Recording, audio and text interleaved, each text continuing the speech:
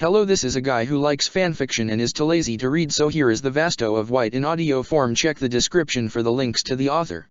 Chapter 76. Of Waiwaka's remaining upper echelon, only two were left, one being Askin Nak El Ivar. Askin was a lanky man, neither too stout or too brawny, but closer to a twig. Yes, a twig due to the baggy nature of the clothes he wore. However, upon losing his cloak, one would lay witness to a sprinter's physique beneath the white long-sleeve shirt he wore. His hair was of a dark color, and slicked back with a type of pomade that had his bangs look almost polished.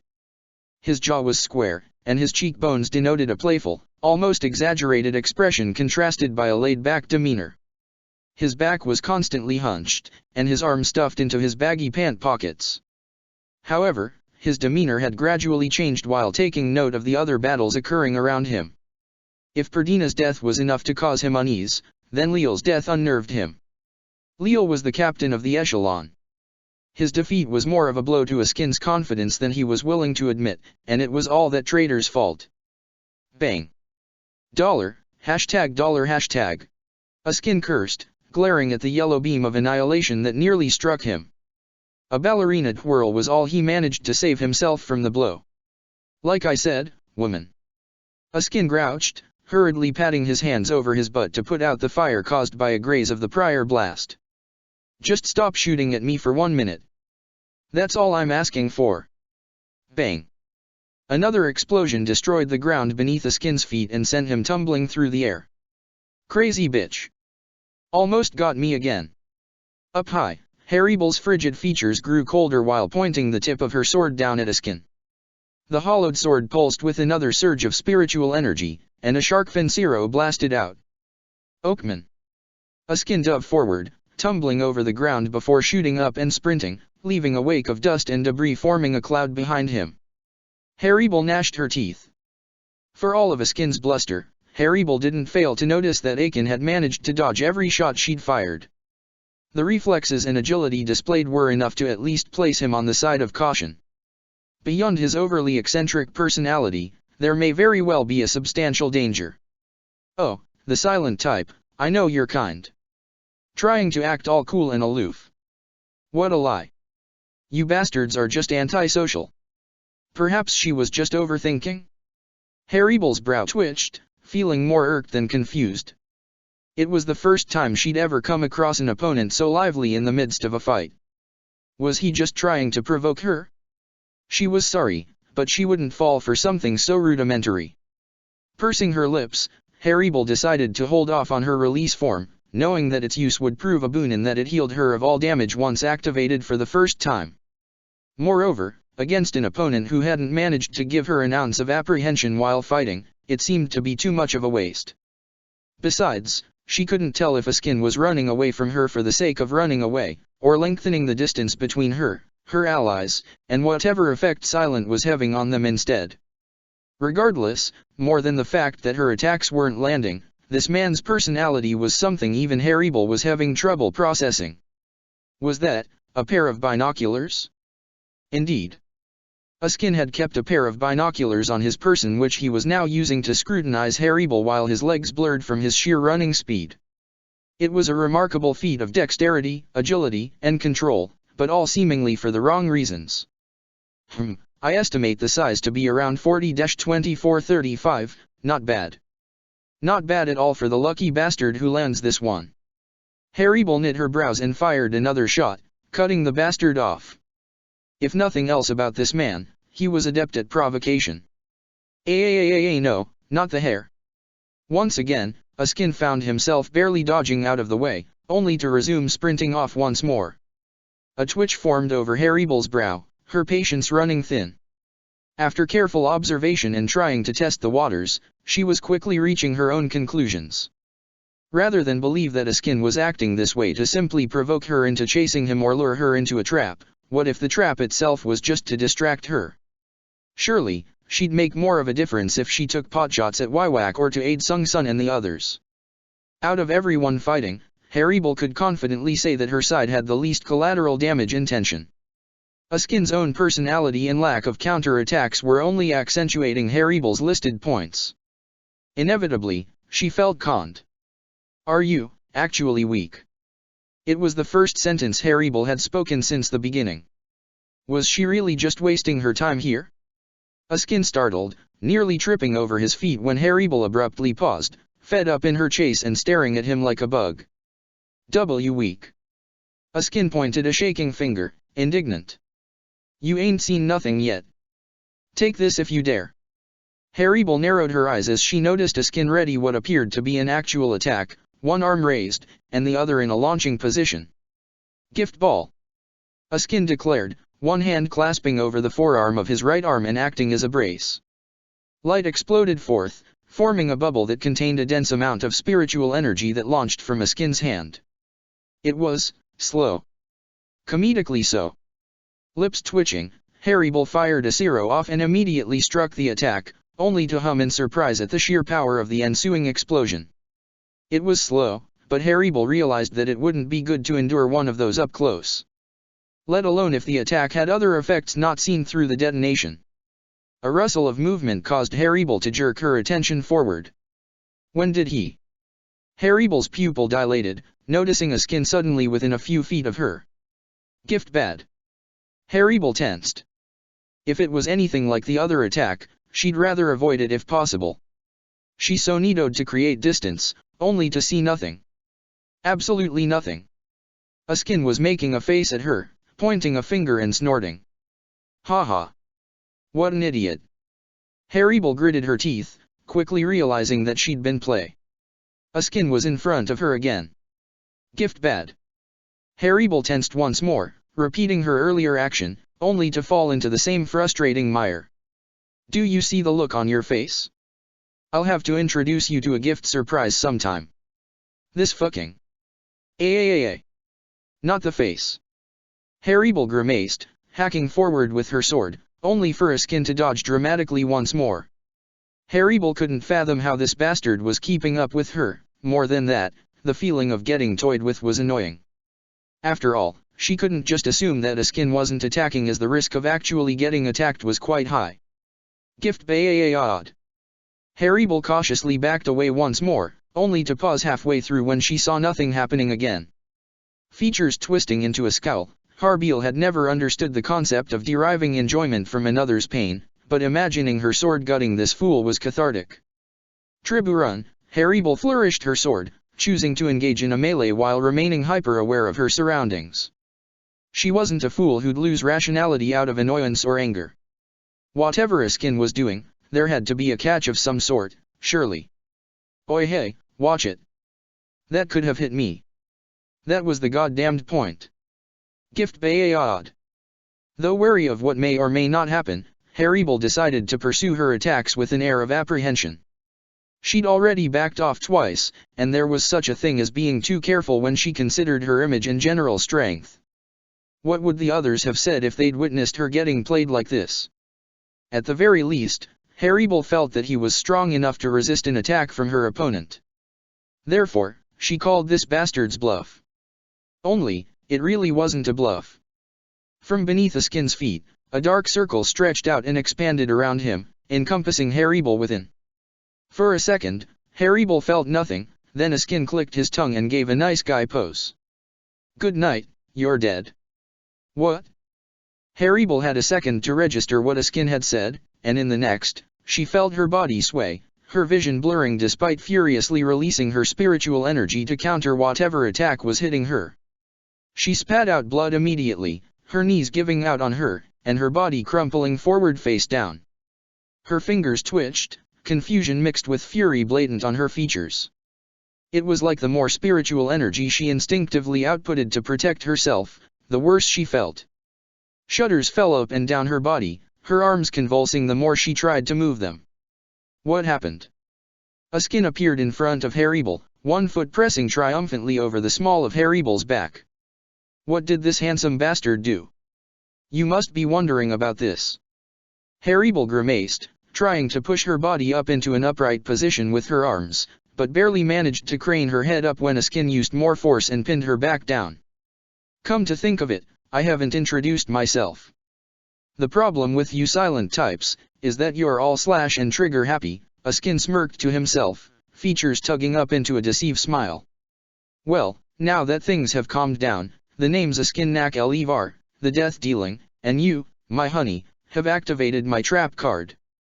Haribel turned her gaze up at Askin and silently glared. However, she had to deal with whatever was afflicting her first. Can this idiot shut up? I can tell what you're thinking even without you saying anything. Askin shuddered in mock terror. That's the thing about you silent types. It's always glare this, or glare that, but let me tell you, sometimes a smile can go a long way, yeah. Haribel would not deign that response with an answer. Instead, she chose to use the time that Askin was using to bullshit to focus on herself. There didn't appear to be anything wrong with her physically, or spiritually. Her reserves felt the same, and her overall condition was actually fairly decent. So, then what? Unfortunately, this fight is over. Askin unsheathed his blade and placed it against Haribel's neck. Channeling spiritual energy into her blade in hope of conducting a counter-attack, a gasp escaped Haribel's throat, her eyes widening in realization. My spiritual energy? Oh, you figured it out? As expected of a cold silent type beauty. Askin was more than willing to reward a deductive mind. Yes, you're right. It's indeed your own spiritual energy working against you. I've administered a lethal dose, well, more of the opposite really. Have you ever wondered why a powerful spirit wouldn't get crushed by their own spiritual pressure? Well, using my death dealing, I've practically lowered your natural resistance to your own spiritual energy to 0. The stronger you are, the worse off you'll be, and you, my honey, are quite strong. Just staying awake against the natural output of your spiritual energy should be a monumental achievement, and you're doing just that. How commendable. If so, then she'd just use her physical strength. Haribel tensed her muscles while entirely withdrawing her spiritual energy. However, her physical strength alone would prove futile against Askin whose reserves of spiritual energy were no weaker than Haribel's. Askin stomped Haribel down, cracks forming over the remnants of the Spirit King's palace they were fighting over. How tragic. Any last words? Oh, what did I expect? It's always the same with your types. Askin stabbed down, barely being able to draw blood as a sudden blast pushed him away, and separated Haribel to who knows where. The cloud of dust and debris certainly didn't help matters. Oi oi oi oi. We don't kill steel here. Askin complained. If you wanted to kill her with me, you could have just asked. Indeed, the attack that had struck Askin didn't only aim for him, but Haribel as well. The entire platform Haribel and Askin had been on was blown into pieces scattered in the wind. She'll live. I've noted her durability in my notes, came a prompt answer. Rather, I'm more interested in you. Resistance nullification of some sort? What an interesting ability. And you are. Askin shuddered, not liking the look in the new arrival's eyes. Who am I? A man appeared, shoulder-length pink hair swept back, and a neat white uniform worn over his body. Long painted nails grew from his hands, and a tiny mask fragment covered his left eye. I am but a humble scientist, say Laporo Grans. Grans inclined his head, an intrigued smile spreading from ear to ear while staring at Askin. Now then, shall we begin an experiment? Chapter 77. An experiment? Where do you think this is, a lab? Askin spat on the ground in contempt, eyes carefully sizing up the new opponent before him. The other one was blown away, and his death dealing would ensure that she wouldn't be getting up in the long term unless his death dealing was cancelled. Seolaporo did not answer, rather he pushed up the square wire frame glasses further up the bridge of his nose and let out a tired breath. Hey, the hell aren't you answering for? A tick mark formed over Askin's features, one foot planted in front of him as he leaned forward with his lips sneered up like a common thug. You looking down on me? Does one talk with a lab rat? Askin blinked at the smooth flow of Seolaporo's voice. Oh, that one actually hurt. You wound me, Askin grimaced before shaking his head and shrugging, assuming a leisurely stance. Seolaporo merely craned his chin, a scoff escaping his mouth. He was a scientist, his observational ability and analytical prowess uncontested by no one else but Aizen in Hueco Mundo. Quirking his brow, this time he spoke to Askin with condescension for trying to pull such low-level psychological games with him. Are you trying to buy time? For his part, Askin was unfazed. His confidence didn't stem from an act, but was genuine. He was part of Waiwaka's upper echelon. He was no pushover, just that this personality was a bit more eccentric than others. Meh, 1 minute to be exact, Askin readily admitted before blinking owlishly.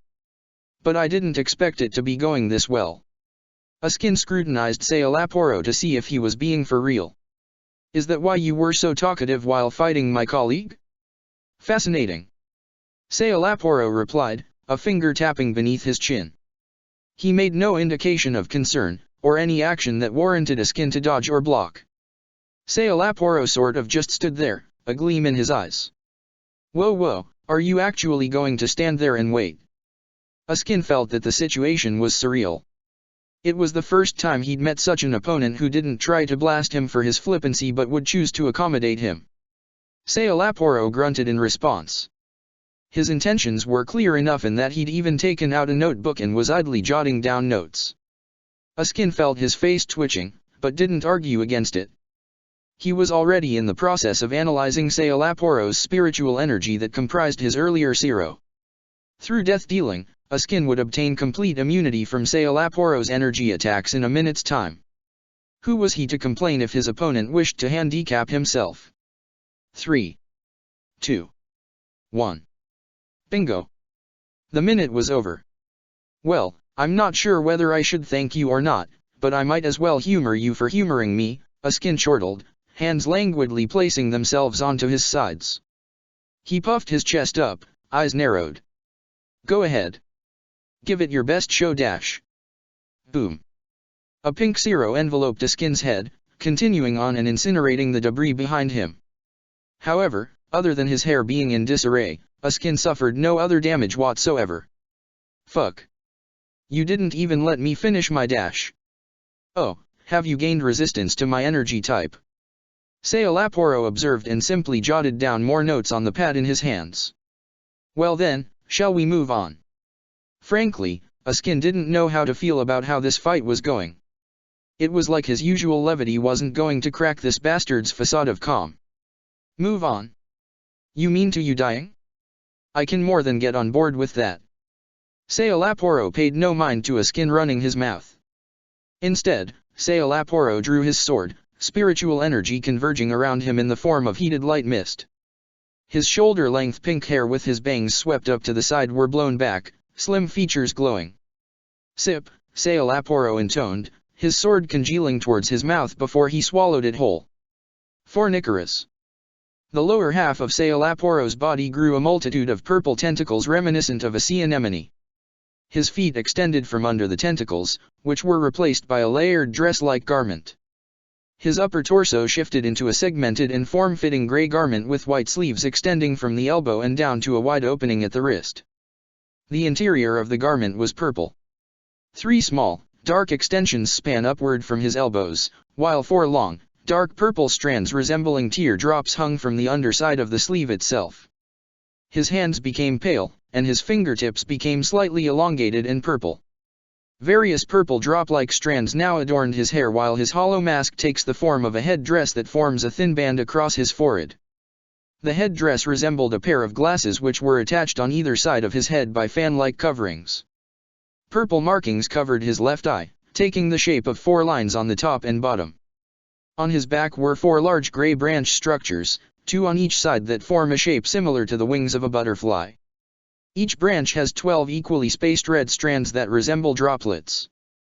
The only other addition to Sayalaporo's released state was a tinted lens on his right eye. This was courtesy of the fact that the abundant spiritual energy of the Vasto of White's lands had enabled him to evolve to a Vastolord prior to becoming an Arankar. With this lens came enhanced abilities and another unique skill. Perfect copy, Sayalaporo intoned, the lens of his right eye's flickering before the buds growing over his wings began to balloon and expunge a purple mass. At first, Askin thought nothing of it until the steam surrounding the mass cleared and revealed what was beneath. Oi oi oi. Is that another me? Askin felt his lip twitch, a finger pointing in exasperation. A better-looking one, clearly. Sayalaporo muttered, having changed Askin's pompadour style to a swept-down straight. Excuse me. Sayalaporo ignored Askin. Indeed.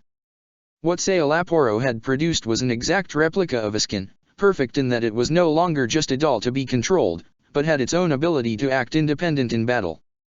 As for its power, it wasn't known as a perfect copy without Reese. Oi oi oi. Why does he look so ugly? The copy of a skin spoke, raising his middle finger at the original. The hell you say?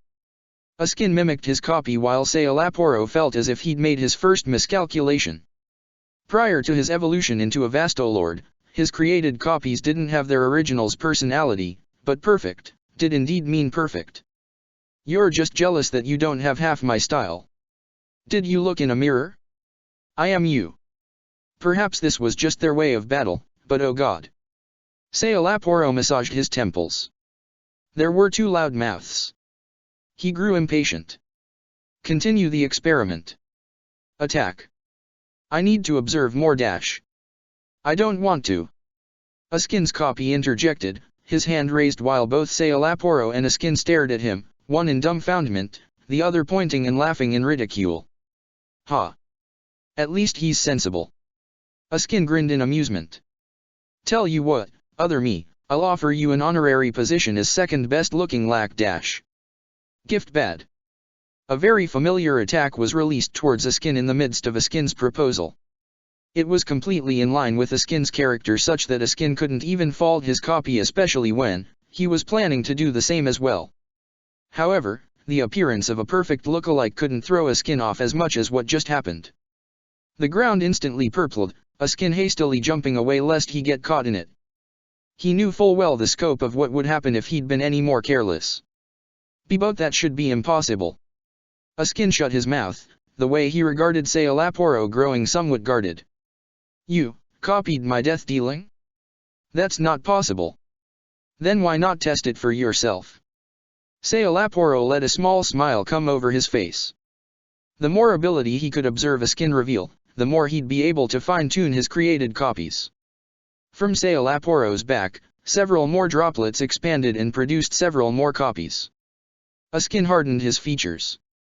If each had his personality and his power, that would mean that they may also possess his intellect and battle awareness. Suddenly, he could no longer take the situation lightly, especially when he came to a realization. The spiritual energy of the clones produced didn't match Sailaporo's spiritual energy, but that of his own. Then didn't that mean if he created resistance towards himself, it would only harm him? A skin grimaced.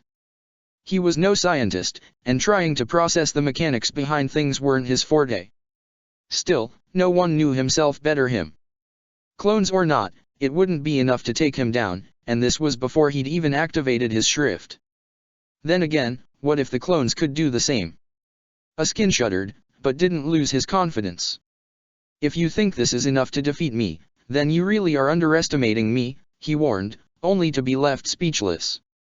Who said I planned on defeating you? Sailaporo answered.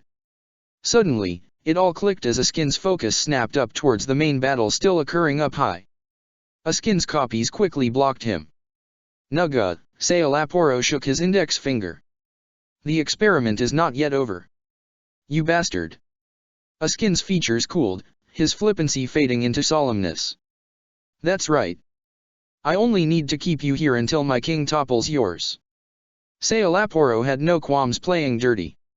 He was never much of a fighter anyway. Then, checkmate and a new research material. Spiritual energy exploded in terrifying bursts of energy that rippled across the battlefield. Sands were swept away, blades and debris, scattered across the vast dunes, and yet still the storms raged. Clang. Intermittent flashes of light. Clang. Grating sparks showering down like rain. Clang. Space fractures forming upon collision. Clang. Clothes fluttered, swept back and forth by violent winds in the midst of clash between titans among souls.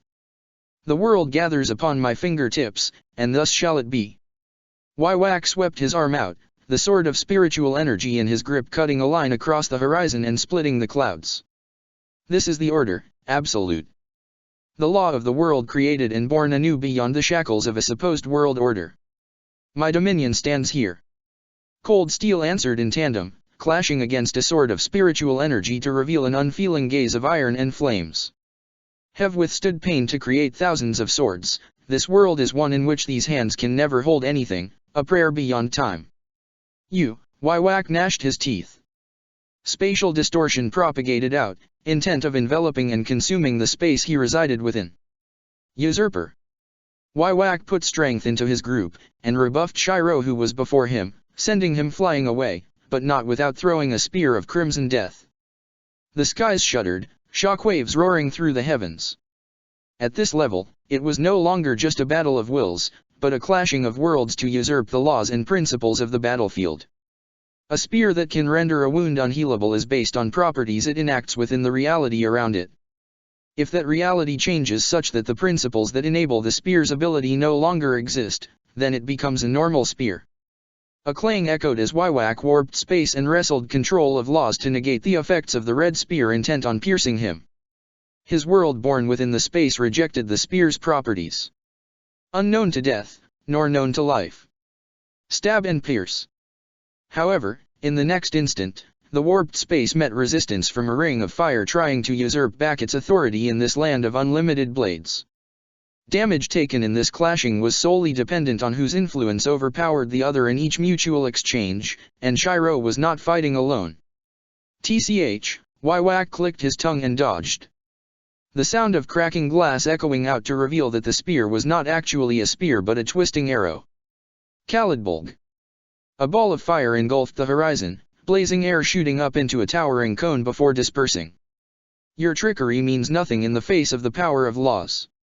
Wywak grimaced towards a fleeting figure existing within the bounds of reality and illusion. Is a god getting flustered? Was the only reply. Wywak gritted his teeth and fired an arrow as the eyes of over his blackened face focused on the elusive figure. However, even that shadow sniped down by Wywak's attack was nothing more than a reflection. Valkyrie.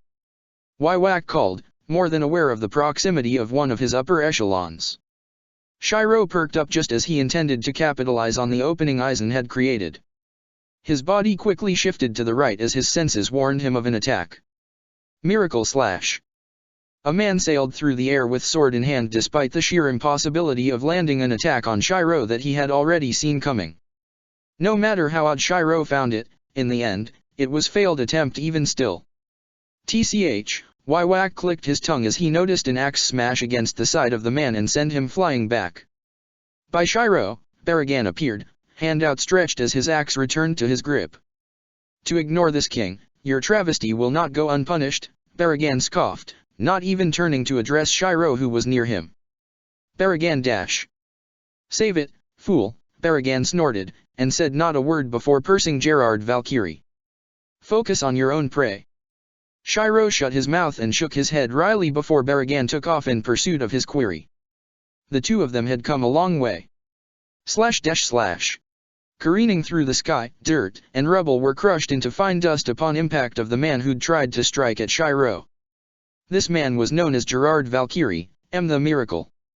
Gerard was a tall and broad-muscled man. He had light blonde shoulder-length hair, and pupil-less eyes that peeked through the holes of his visor. A winged helmet was adorned over his head, and white cloak was fastened at the front with 3 buttons and a dark red haggle rune on the left-hand side. Underneath the cloak, was a red cape held by a pin on both shoulders while gauntlets were equipped on either arm. Black pants with a white X-shaped belt and disc-shaped buckle, and white shin guards with discs on his kneecaps were worn over his robust legs. Ho, a good blow, Gerard dusted himself off, no visible damage on him as he turned his focus on Baragan who approached. But it's not enough to put down one such as I. No reply, rather the dark hollow sockets of Baragan's skull seemed to flicker with red light. Did you not understand? Gerard grinned boisterously. A skeleton's fragile arms cannot hope to halt a strike from my blade. Stand aside, you are not my match. In a fair duel, not even a miracle would allow you to defeat me. Again, no answer. Baragan steadily approached, his form different from before. Dark miasma leaked from his every limb, enshrouding him in full.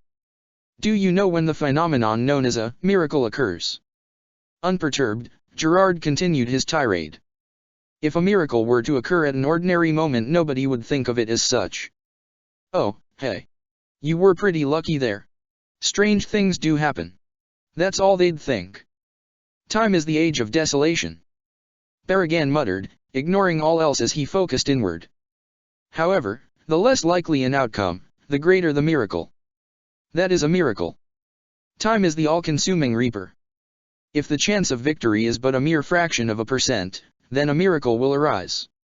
Without warning, a wave of miasma spilled out towards Gerard, who merely raised an arm to block, a field of spiritual energy pushing forward. In a battle between spiritual beings, it's often said that it's a clashing of spiritual pressure, and Gerard was more than confident. However, this wasn't the case in this instance.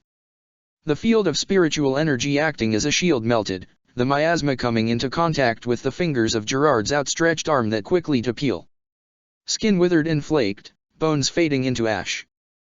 What? Gerard stared at his corroding arm in sheer confusion. Fool, Baragan's voice echoed, an ominous baritone in the approaching haze. Did you not know? Your version of a miracle is only a miracle if a chance exists. Resurrection segundo etapa. A scenario without a chance is not called a miracle, but a death sentence. Grand King of Skulls. // Back in the skies up high, Wywak was frowning heavily, features steadily twisting. Thunder rumbled, reverberating with the furor of a ferocious storm, and yet to no avail. This battle was at its stalemate, neither gaining much over the other, and both Wywak and Shiro knew this. Something needed to change. Something had to be done, and Shiro already understood this principle, but had been hesitant to put the full weight of what was required on his partner's shoulders. Aizen dash. Save it. Shiro was immediately interrupted. Aizen was no fool and could infer what was likely required of him. You have a way that needs time, don't you? Silence was enough of an answer. More importantly, it was best not to discuss any detailed plans with Wywak in earshot. Whatever that you think that you can do against me will surely fail. I need only wait until one of you exhausts yourselves before ending this farce, Wywak warned, the area around him rife with black shadows. Just get on with it. Aizen suddenly materialized from his elusive form, chastising Shiro for his indecision. Sweat matted Aizen's brows, and his hands were shaking from fatigue, but his expression had never looked so alive. You may not know, but my confidence does not lie in my illusions, but through my power. A laugh escaped Wywaka's lips as he inferred that Aizen was going to try and fight him on his own, but Shiro was different. He didn't laugh, but instead chose to nod and distance himself away in preparation. Lightning struck before the reverberations of an ensuing clash once more resounded, this time with only Aizen alone to carry the flag of victory. Time was of the essences, and Aizen was practically holding on against the force of Wywaka's authority over the world by virtue of the Hogyaku. Shiro would never let such efforts go in vain. What needed to be done, would be done. He'd make sure of it. Shutting his eyes as B braced himself from the shockwaves before him, he knelt on a knee and reached out for something elusive. His Zanpakuto answered. La Armeria, Sequence 1, the words left his lips, sound growing muted to his ears besides the pulsing of his blood through his veins. What he needed was different from known convention. Set. Lock. Initialize. What he needed was something to circumvent the supreme properties known as laws in order to reach a core of karma to be struck. Trigger. On. What he needed, the armory knew it did not have. Yet so what? Heat. Set. An anvil of dawn. In his hands, a hammer formed. By his feet, an illusory station of castings and smolder irons took shape and form. If the weapon he needed did not exist, then right here, right now, he'd make it. A sword that could sever fate beyond the omnipotence of laws. Shiro's eyes opened in concentration, a massive buildup of spiritual energy surrounding him. It wasn't Ie. Nor the sword that shines at the world's end, but all the same. He would shatter the aspirations of a reality in which no one was content to live within. A Zanpakuto would sing the tune of its inception. Grand Forjada Acero. Grand Forge of Steel. Chapter 78. Lightning flashed from up high, crackling into vibrant arcs roaring with thunder-like claps that reverberated within the chest. The landscape was acrid, the air suffused with a potent blend of tranquil and malefic spiritual energies that clashed as opposites from Shinigami and Hollows alike. Left sidelined for their own safety, a human pressed her palm up to an orange spiritual barrier before her, and grimaced darkly. What the hell is all this? Tatsuki balled her hands into clenched fists, trying to recall how everything had come to this. It had come without warning, upending her views of reality as she knew it. Tatsuki's eyes darted within the area around her designated as a safe zone where the injured Shinigami were taking refuge under Anohana's lead. Factions, medical camps, humans, and spiritual beings, it was like they were in a war zone. Tatsuki shielded her face from the ensuing gales blowing from up high, the action doing little to relieve the bursts of spiritual pressure that would intermittently cascade over the entire area. If not for the spiritual barrier erected around her and the others, they would have long since been crushed into the dirt and suffocated. Tatsuki, what are you doing all the way there? Get back here, it's too dangerous. A voice called out to Tatsuki, but it only served to agitate her further. To be honest, she'd been all sorts of pissed off and worried from the moment Orium, Chad, and Ishida listlessly returned to Karakura High School without Ichigo. Kigo, shut up. Tatsuki rounded on her friend. She along with Kigo, Chizuru, and the others were taken along as their spiritual awareness put them in jeopardy. Unlike Kigo, Chizuru, and the others who were staying clear of the boundaries of the spiritual barrier erected overhead, Tatsuki was just as stubborn as Ichigo. Pursing her lips, Tatsuki just couldn't help it anymore. Her pent-up feelings finally ended up bursting. Do you think we should just stand here and do nothing? Even Orium's fighting out there in her own way. It was true. From where Tatsuki was, she could see Orium helping to heal the injured Shinigami, and even further away was Ishida firing spirit arrows at those shadow things. Even Chad was punching out fists of spiritual energy. Then how about her? She was doing nothing. Tatsuki shook her head, rounding back on her friends as her features grew pinched with the one thing that concerned her most. Why, you guys saw it too, right? He may have looked different, but that Ichigo. We saw him. I swear that was him. No one answered even though Tatsuki knew what they were thinking. Look at you all. Didn't you find it odd that no one would tell us anything about what happened to Ichigo? They acted like he'd fucking died or was already good as dead. This is obviously what they've been hiding from us. Tatsuki, don't you think they did it for good reason? Chizuru flinched from the reverberations of another impact that traveled through the ground. Chizuru, not you too. Could you say those words if the one that had gone missing was Orium? Ichigo is our friend. He wouldn't have given up on us, and now just because the going gets tough, you all bail out. Damn it, Tatsuki. That's not it at all. Kigo gritted his teeth and spat out helplessly, stepping forward in a bid to convey the gravity of the situation and grabbing Tatsuki by the arm. Look. Actually look at that. Kigo pointed, features twisting in horror. A skeleton freak that kills with a touch, a lord of those hollows that nearly killed us before, and cracks. Black cracks everywhere as if the world is breaking apart. Tatsuki wrestled her arm free, glaring at Kigo. Coward, she seethed. Kigo clenched his jaw, but didn't deny it. Instead, he deflated, weary eyes staring right into Tatsuki's own. Tatsuki, we can't go anywhere, we'd only get in the way. Another blast rocked the surroundings, sending up plumes of ash and smoke. Tatsuki swallowed, and wordlessly turned back to the others, much to Kigo's relief. In the end, their only role here was to spectate, and judge for themselves who was good or evil. Waiwak could no longer gauge the extent of Aizen's hubris. It was one thing to constantly egg him on into losing a moment of rationality in the midst of anger, but it was another to be so conceited as to over-evaluate one's own capabilities. Whether it be in power or intellect, Waiwak knew that he did not lose out on any field, but in fact, far surpassed Aizen in terms of strength. What Aizen gained by siphoning off the Soul King's energy from the Royal Guard was but a fraction of the whole which Waiwak had thoroughly supplanted. The difference was between an ocean and a lake, incomparable. Standing before him, Waiwak could only say that Aizen would be a fool to believe that Waiwak would place his full attention on him when it was clear that Shiro was the priority target. In the end, a moment's curiosity got the better of him. What do you intend to achieve from this? Power? Fame? Wealth? Freedom? Waiwak listed one by one, the spiritual energy seeping from his being distorting the area around him. With but a simple action of mine, I could grant it all. False realities only lead to further disillusionment. Aizen remained unperturbed. I would not have fought this long, and planned so thoroughly to merely transition from one cage to another. Waiwak narrowed his eyes, the shadows that cast off from him growing in size in accordance to his own rising spiritual energy. You will die, he warned. You can try, was the swift answer. Tension pervaded the distance between the two, and yet neither moved prematurely.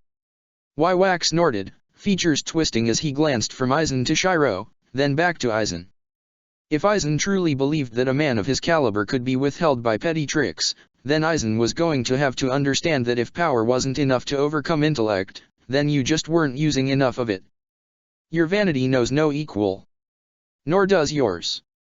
If it was a battle of words, Aizen was never one to lose out in eloquence. PFT. Ha ha ha ha, how amusing, Waiwak could give Aizen this. The haughtiness and confidence of his tone did not belie a trace of fear. Just as a calf does not fear the predator, this instance was the same. You were listed as special war potential, but it's a shame that you've chosen to stand on the wrong side. That's something that's yet to be seen. Smug aren't you? I prefer rational. Is it rational that you keep speaking if only to get the last word in? Is it rational that you are doing the same? The two stared at each other in growing silence before soon shattering all pretense. Neither Waiwak or Aizen were bantering for the sake of banter, but were readying their own means. Around Aizen, numerous layers of mist created a mirage that distorted and concealed his true image, but this was besides the point. Waiwaka's goal was never to defeat Aizen, but to strike down Shiro, who was busy behind him. In battle, it was always harder to protect than it was to strike without reservation. All that was needed to be done was to actively target Shiro, and force Aizen out to intervene. In this exchange, Waiwak knew that he would have the edge solely because he had an immobile target. Right as Aizen vanished, Waiwak charged right in, shooting down like a comet. Darting his eyes to his left, Waiwak raised a blade of spiritual energy and parried an invisible strike. Waiwak would admit that he could be influenced by Aizen's Kyoka Suijutsu, but he as the king of the Quincy carried the power of the Almighty. Precognition was an inherent trait, and an unsurpassable wall in battle. It mattered not if Waiwak was caught in an illusion if he could realize it immediately from viewing a future timeline. For instance, the strike to his left just now would have cut into his shoulder, but through the Almighty, Waiwak changed fate itself to work in his favor. He knew he'd get cut, so he simply chose a future where he wasn't. The Almighty knew not of defeat, for defeat would be rendered impossible. Pushing his spiritual sword against the tip of Aizen's unseen blade, the shadows stretching from Waiwaka's trench coat formed hands that indiscriminately fired spiritual arrows. Just because Aizen could conceal himself in a mirage didn't mean that Waiwak had no means to retaliate. Sure enough, Waiwaka's attention focused on the area his spiritual arrows met interference, and he immediately launched a counter-attack. A clang resounded as Aizen was revealed blocking Waiwaka's overhead slash with a forearm braced against the flat of his blade. To begin with, Aizen knew his strength wasn't restricted solely to his hypnosis. His own strength wasn't to be belittled either. However, when compared to Waiwaka's, Aizen was not irrational enough to pit himself against it directly. Immediately, Aizen chose to angle his sword and divert Waiwaka's force to the side, but even then, a large cut tore across the side of his chest from the trailing line spirit energy. Skin was shorn clean through, muscles and sinew seeping with blood. Aizen uttered not a word. The Hogyaka that had melded over his chest shone brilliantly before immediately repairing the damage. Using the stimulus of combat, and the desire to overcome the wall before him, the Hogyaka would evolve. Waiwak grunted, riposting with a thrust of his free arm, but grabbing only air. Butterfly-like wings sprouted from Aizen's back, flapping and dodging Waiwaka's reach. Aizen hummed in thought as he felt the energy welling through him. Gripping tightly onto the hilt of his sword, he once more maneuvered to launch another strike when Waiwak again aimed for Shiro. This wasn't a battle Aizen could skirt away from, and yet, his power was not enough. What Aizen had in his possession was the Hogyaka that could sense the wishes of the user, and his Bankai which could turn even his illusions into reality. If the him of the present wasn't enough to contend against Waiwak, then he'd imagine a future self with the means that can. Aizen's body that was already on the verge of breaking apart gained clarity and stability, appearing directly in front of Waiwak, who raised a brow. The difference in their power had already been established. To foolishly appear to bar his direct path now was foolhardy. Waiwak swept out with his blade once more, only to knit his features when Aizen managed to successfully parry without giving an inch of ground. An illusion? Waiwak quickly swept his sight across the area before him, but found that the Aizen that had stopped his blow was truly Aizen himself. Where did this rise in power come from? Waiwak was no fool. There was no gain without a loss. Scrutinizing Aizen, the answer became apparent. You are a fool, Waiwak grimaced. Forcibly raising the level of your existence through your ego and the Hogyaku puts you on the boundary of death, no different from a dead man. Even then, your Bankai is deceiving reality by flipping the meaning of life and death. Do you need to state the obvious? Aizen and Waiwak slashed out simultaneously, a burst of light creating a shower of sparks that cascaded across the area. In the next second, the two disappeared in a flurry of speed and power. Nothing but a blur could be seen. Shockwaves and unrelenting spiritual energy gave rise to storms that trailed in their wake. Aizen grunted, positioning himself into a two-handed grip and exerting strength from his shoulder and core to cleave through several arrows of spirit energy. Flash-stepping, he evaded an ensuing flurry, only to block a decapitation strike. Waiwak had long since stopped moving at his leisure. Over his eyes, a thin sheen of blue spirit energy revealed the activation of the Almighty. By this stage of the exchange, victory was already determined. However, praise was given where it was due. There was no future in which Aizen was taken down easily no matter what method was tried. Nevertheless, the duration of this exchange did not last more than a couple seconds, leaving more than enough of an opportunity to disrupt Shiro. Shiro alone was the true target, Aizen the wall obstructing the way. By this point, Waiwak was done. From the very beginning, this was the predestined result, Waiwak intoned, glancing off at a location bereft of any presence. In a single motion, he parried a strike and thrust an arm out in the empty space. Nothing you do can escape my eyes. Blood abruptly spurted out in a river. The Aizen Waiwak was fighting fating to reveal it to be a fake all along. In which case, what did that mean for the empty space? No plot, no clever scheme, or maneuver changes the outcome. Aizen's true form gradually materialized, trickles of blood escaping the sides of his mouth. Waiwaka's hand had gouged into Aizen's chest and was grabbing at his heart. Red droplets smeared over the whites of Aizen's attire, his body slumping forward as a gurgling noise escaped his lips. Waiwaka's gaze was impassive. From the beginning and until now, he'd hardly taken damage. Moreover, from his perception of time, not but a scant few seconds had passed. He still had more than enough time to intervene with whatever Shiro was doing. He was certain of this, as his Almighty would have warned him of a future where he didn't manage to intervene in Shiro's actions. In the end, this was the limit between him and Aizen, one who stood on the threshold of spirit and soul, and one who was transcendental. A power limited only to the psyche of a single mind can never hope to contain the breadth of the world, Waiwak sneered, gathering spiritual energy into his hand and clenching the feeble resistance he could feel Aizen giving. In the end, tranquility shatters and breaks upon the slightest deviation. Aizen's complexion paled, but his eyes never lost their vibrancy. One could never truly know with him.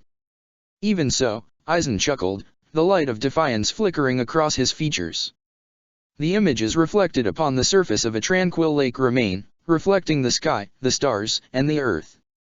Power gathered into Aizen's form, the sound of breaking glass endlessing droning on as Aizen drew himself closer to Waiwak. What determines whether someone exists or not, does not lie with your perception of being. Tranquility may shatter at a touch. Tranquility may create a false image within its reflection, but nonetheless, there is no chaos without it.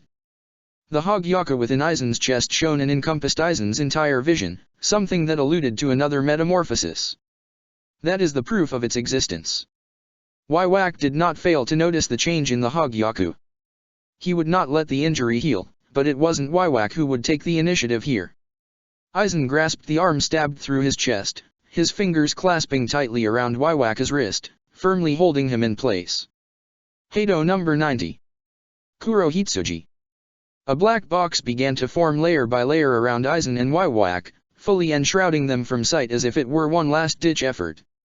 Caught in place, Waiwak didn't even seem to put in an effort to evade before the black box tightly closed.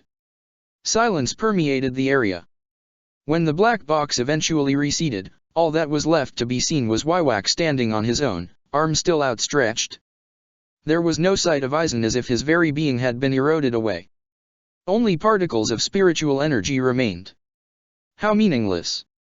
Waiwak clenched his right hand into a fist, the sound of shattering glass revealing fragments of the Hogyaka crushed within. A foolish man unable to see reality even until the last breath. Yet, was the effort useless? Clong.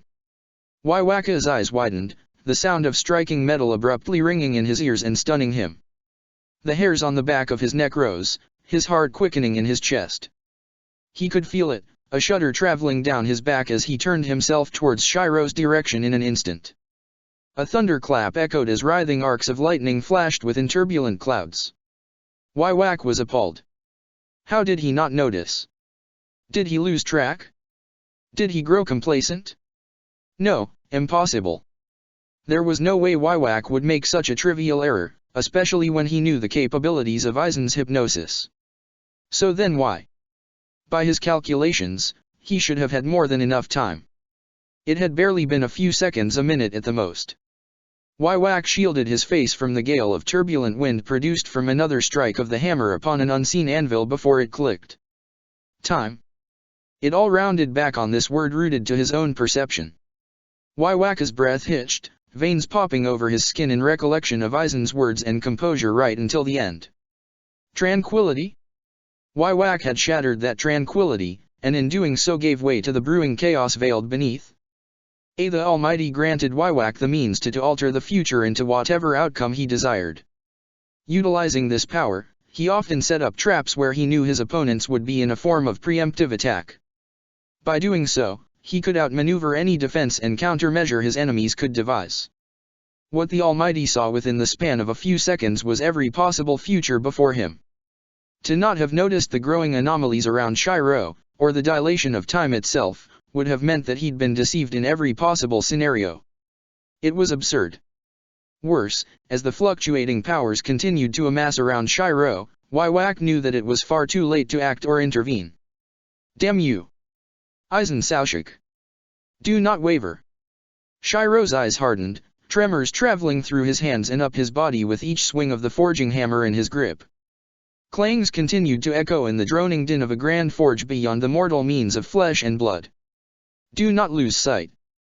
Up above, torrents of spiritual magic continued to swirl into the eye of a brewing storm, fierce winds giving way to unrelenting spiritual pressure, fragments of upturned sand drawn in from the suction force of the converging energy, sizzling and burning into fiery floating embers the closer to the center.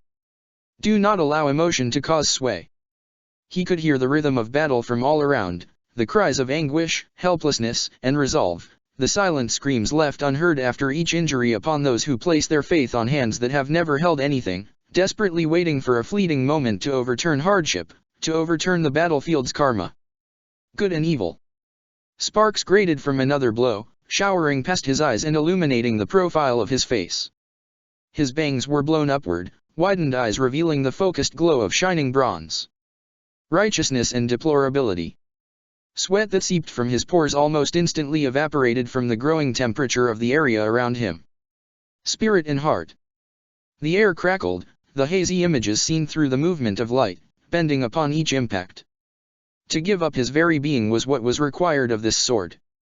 Gradually, his eyes shut, the spiritual energy within him leaving his reserves, funneling through his arms, and focusing entirely within the confines of his creation.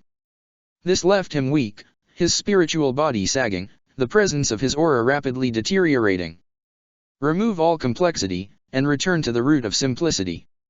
Hollow, Shinigami, the energies that both dwelled from his being were seeping out for the sole purpose of fulfilling the action before him. There was no material between the hammer and the anvil. He didn't need it. The material was the world of his soul itself. That was the metal to be smithied. Hammer the iron. The hammer held aloft in his right hand lost its form, leaving only an ethereal outline. Even still, the reverberating din of clanging metal echoes. Forge and temper it into an unbending steel. A keening hum rapidly sounded in the chaos. Heat and mold.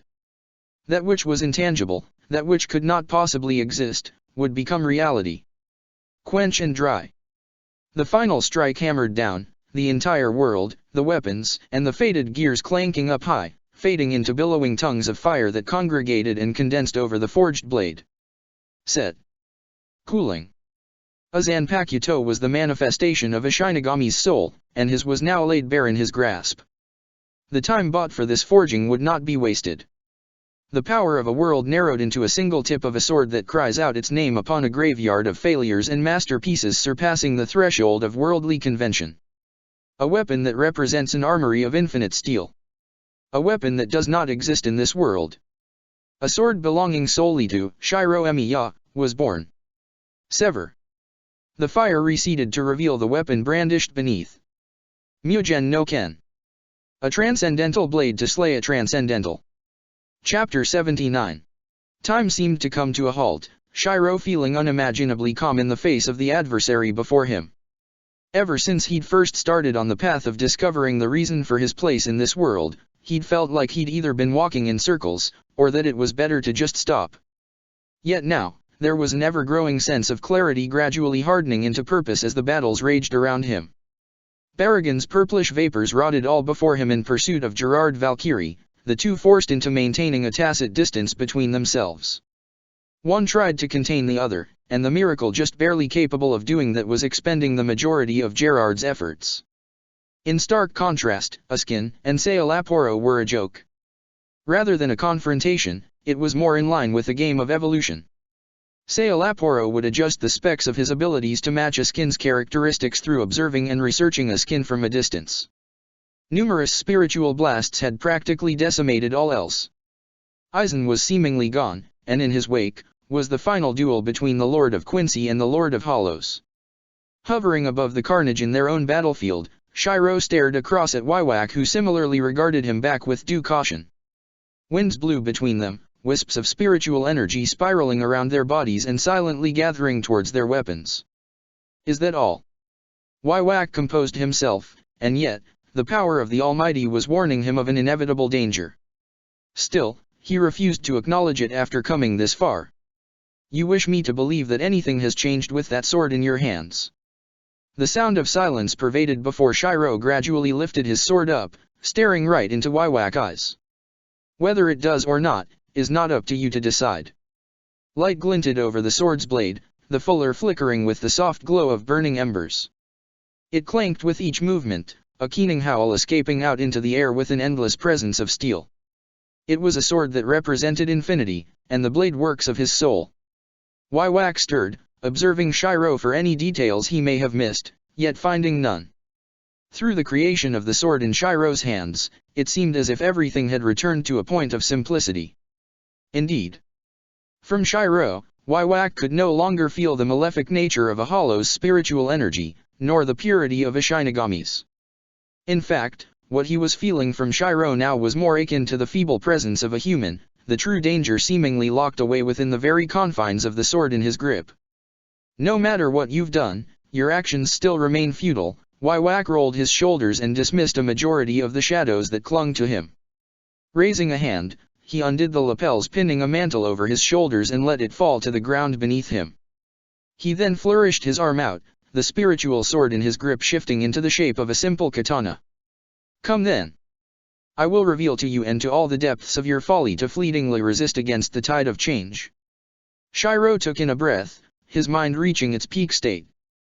He did not shift into a combat-ready stance, but into something more traditional, a single overhead swing with his arms raised over his head in preparation. This would not be a battle. He had no intention of it being so. Honestly, he didn't know if he'd last that long. To begin with, Shiro knew full well of the toll this sword would impose. There was a reason he could never craft or trace a blade such as Ea, and even now that he had, it was simply an ephemeral sword that could only exist with him as its wielder. Even still, it would be enough. His eyes hardened. His resolve, his sheath concealing the hidden blade. It is not futile, Shiro calmly denied Waiwaka's claims, his state of mind and body reaching its optimum level. How can you call the fleeting resistance of others as futile, their hopes and desires meaningless when you two are the same? If Waiwak showed any reaction to the statement, it was concealed by an unwavering ambition. Preposterous. Is it really? Are you not resisting the current order yourself? Shiro understood it from the history he'd laid witness to from a host of weapons. A king cannot be swayed by his emotions, lest he impose bias upon his subjects. With the power of the Soul King, were the noble houses really able to collude and bring down such a figure unless he was willing? For the first time in a long while, Waiwak couldn't respond. The words made sense. You are different. Your ambition your own form of resistance. Therefore, this struggle is not meaningless nor futile. If you believe otherwise, then dash. Shiro and Waiwak came to an abrupt understanding. Prove it with strength. The one who falls here would be in the wrong, and the victor, in the right. Before him, Shiro could see it looming around Waiwak. A darkness that needed to be cut, that which did not belong and preyed on the host by amplifying negative emotion. Like him, it was something that shouldn't have belonged in this world, yet nonetheless, was able to take root and exert influence the moment Waiwak usurped the energy of the Soul King. The time was now. With purpose in his hands, and meaning in his actions and existence, the taint of one world should no longer affect another. He would sever that tie here. For a single strike, he would devote body and mind to achieve the end and pinnacle of a blacksmith's path. To cut that which had never been cut before. The strings of fate that tie and harden a person to their predestined ordeals, that which gives them strength and character, the essence of their karma. Waiwak moved, the buzzing sound of air echoing in the divide between he and him. Focus. The mind's eye opens and rejects all else for the sake of enacting a single action in this decisive moment. All of his heart. He focused not on where Waiwak was, but instead on where the strings of fate led to their source. All of his perseverance. Situated in an obscure image of a chalice in the void was the symbolic root of this driving karma. And all of his soul. He could no longer see nor tell how Waiwak would try to evade or strike, but in the end, it wouldn't matter in this instance. Dodge all you like, or resist with every fiber of your being. You were never the target to begin with. Cry out. The blade was swung down just as the tip of a sword made a cut over Shiro's neck. Sword of the Boundless. It was a single overhead slash that struck out at air, and yet Waiwak could only blink in consternation at the result. Waiwak peered down at himself who'd appeared by Shiro's side, only to notice not a single cut. No, to be more accurate, Shiro had never even swung in his direction. So then, why? Waiwaka's hands trembled, the grip over his sword quickly losing strength to follow through with his decapitating motion. In the end, the spiritual sword was the one that shattered. His eyes widened before he cautiously backpedaled to assess his condition. On first glance, Waiwak could tell that there really wasn't anything wrong with him physically, but spiritually was a different matter. The flow of spiritual energy was in complete disorder and unable to be retained. One could think of it like trying to store water in a container broken at the bottom. The water would leak until the vessel was entirely depleted. In a desperate struggle, Waiwak glanced at Gerard and Askin in the distance. With a thought, he could usurp their power and life to fuel his own, yet he did not do so. Right now, he could tell with unwavering certainty that the effort would be futile. Filling a broken container would only delay the inevitable. Something fundamental to him and his power had been severed, and soon enough his physical body would show effect when his spiritual source ran dry. It's over, Shiro whispered softly amidst Waiwaka's silence, his breaths coming out almost in erratic pants. This sword does not cut what is before it, but that which is hidden in karma. Fate. Releasing his grip on his sword, Shiro watched the blade break away piece by piece until only the hilt remained. In the end, even that too broke apart. Enough of this. Put your foolish ambitions to rest. He shook his head at Waiwak, vision beginning to swim. This world no longer needs a ruler to guide it, nor to maintain a bal. Unce. Wywak processed the words, but silence was his only answer until he noticed Shiro begin to sway. The stability of Shiro's spiritual energy holding Shiro up in the air was gradually waning. A sigh escaped Wywak's lips as he recalled how things had come to this point. How naive, Wywak snorted, uncaring if Shiro was listening or not. His head bowed low as he took in breath and chuckled darkly. None know of the nature of humans, Quincy, and Hollow as I do. Without power to lord over the masses, when two kings are brought down to the level of the rabble, the mice will come crawling with teeth bared. Shiro did not answer. Wywak did not expect him to. Shiro had gradually passed out after funneling all his being to strike with a sword that should never have existed. His descent to the ground was inevitable. Remaining in the air, Wywak loosened his expression, no longer viewing things from a higher perspective to focus on the reality before him. He watched Shiro's fall to the ground, observing as the Hollows and Arrancar flocked to the aid of their lord who cratered into the white sand. Shiro's upper echelon, the Espada, foregoing their own battles in favor of rushing towards their king, or was it friend, love interest, or rival? Oi oi! Where are you going? This fight's not over. Fuck it. Don't you touch him, he's Lady Harrybles. All manner of them began to congregate together for the sake of one. Wywak snorted. It had been a long time since Wywak had considered such base emotions, but he found it oddly soothing. With that single slash that struck at him, it felt as if an unseen fog that had been spurring him on had greatly abated, such that it practically no longer existed as much as it should. A good sword, an unreachable master stroke. Wywak would give praise where it was due. If Wywak couldn't discern the nature of that sword, then the life he'd lived would have been meaningless. In the end, that sword represented a level of being and understanding that he himself had never sought to attain. He balled his hands into fists, clenching them, opening them, and then repeating. Slowly, surely, his spiritual form was crumbling into dust blown in the wind. It started from his fingertips and all the way down from his feet. As his spiritual energy left him, so too would his body follow. Hashwalth, Wywak abruptly called in the silence when a figure drew near. Did you find it strange that I had not called upon you despite things turning out this way? Hashwalth was a man that possessed a cold countenance, but at present, his features were unresignified. Wywak had instructed him to aid his fellow Scoots Staffel, but in the end, he'd waited for an opportunity by Wywak's side instead. As Shiro was weakening, Hashwalth was in the midst of executing him from the back, only to be stopped by a look from Wywak's eyes.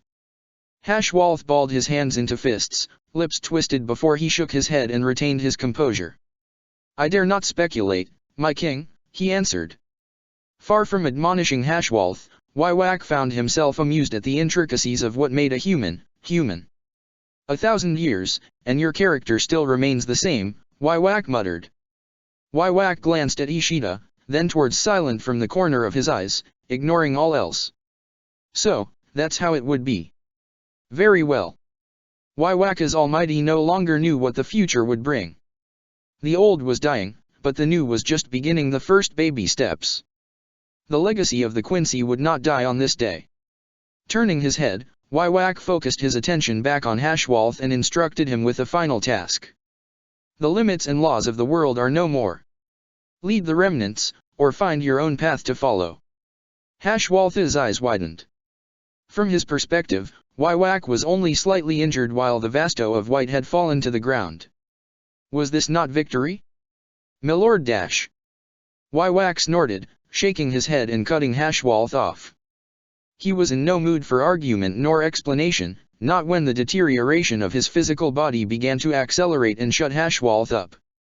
From his arms to his legs, his body began to rapidly break apart into particles of spiritual energy dissipated in the void.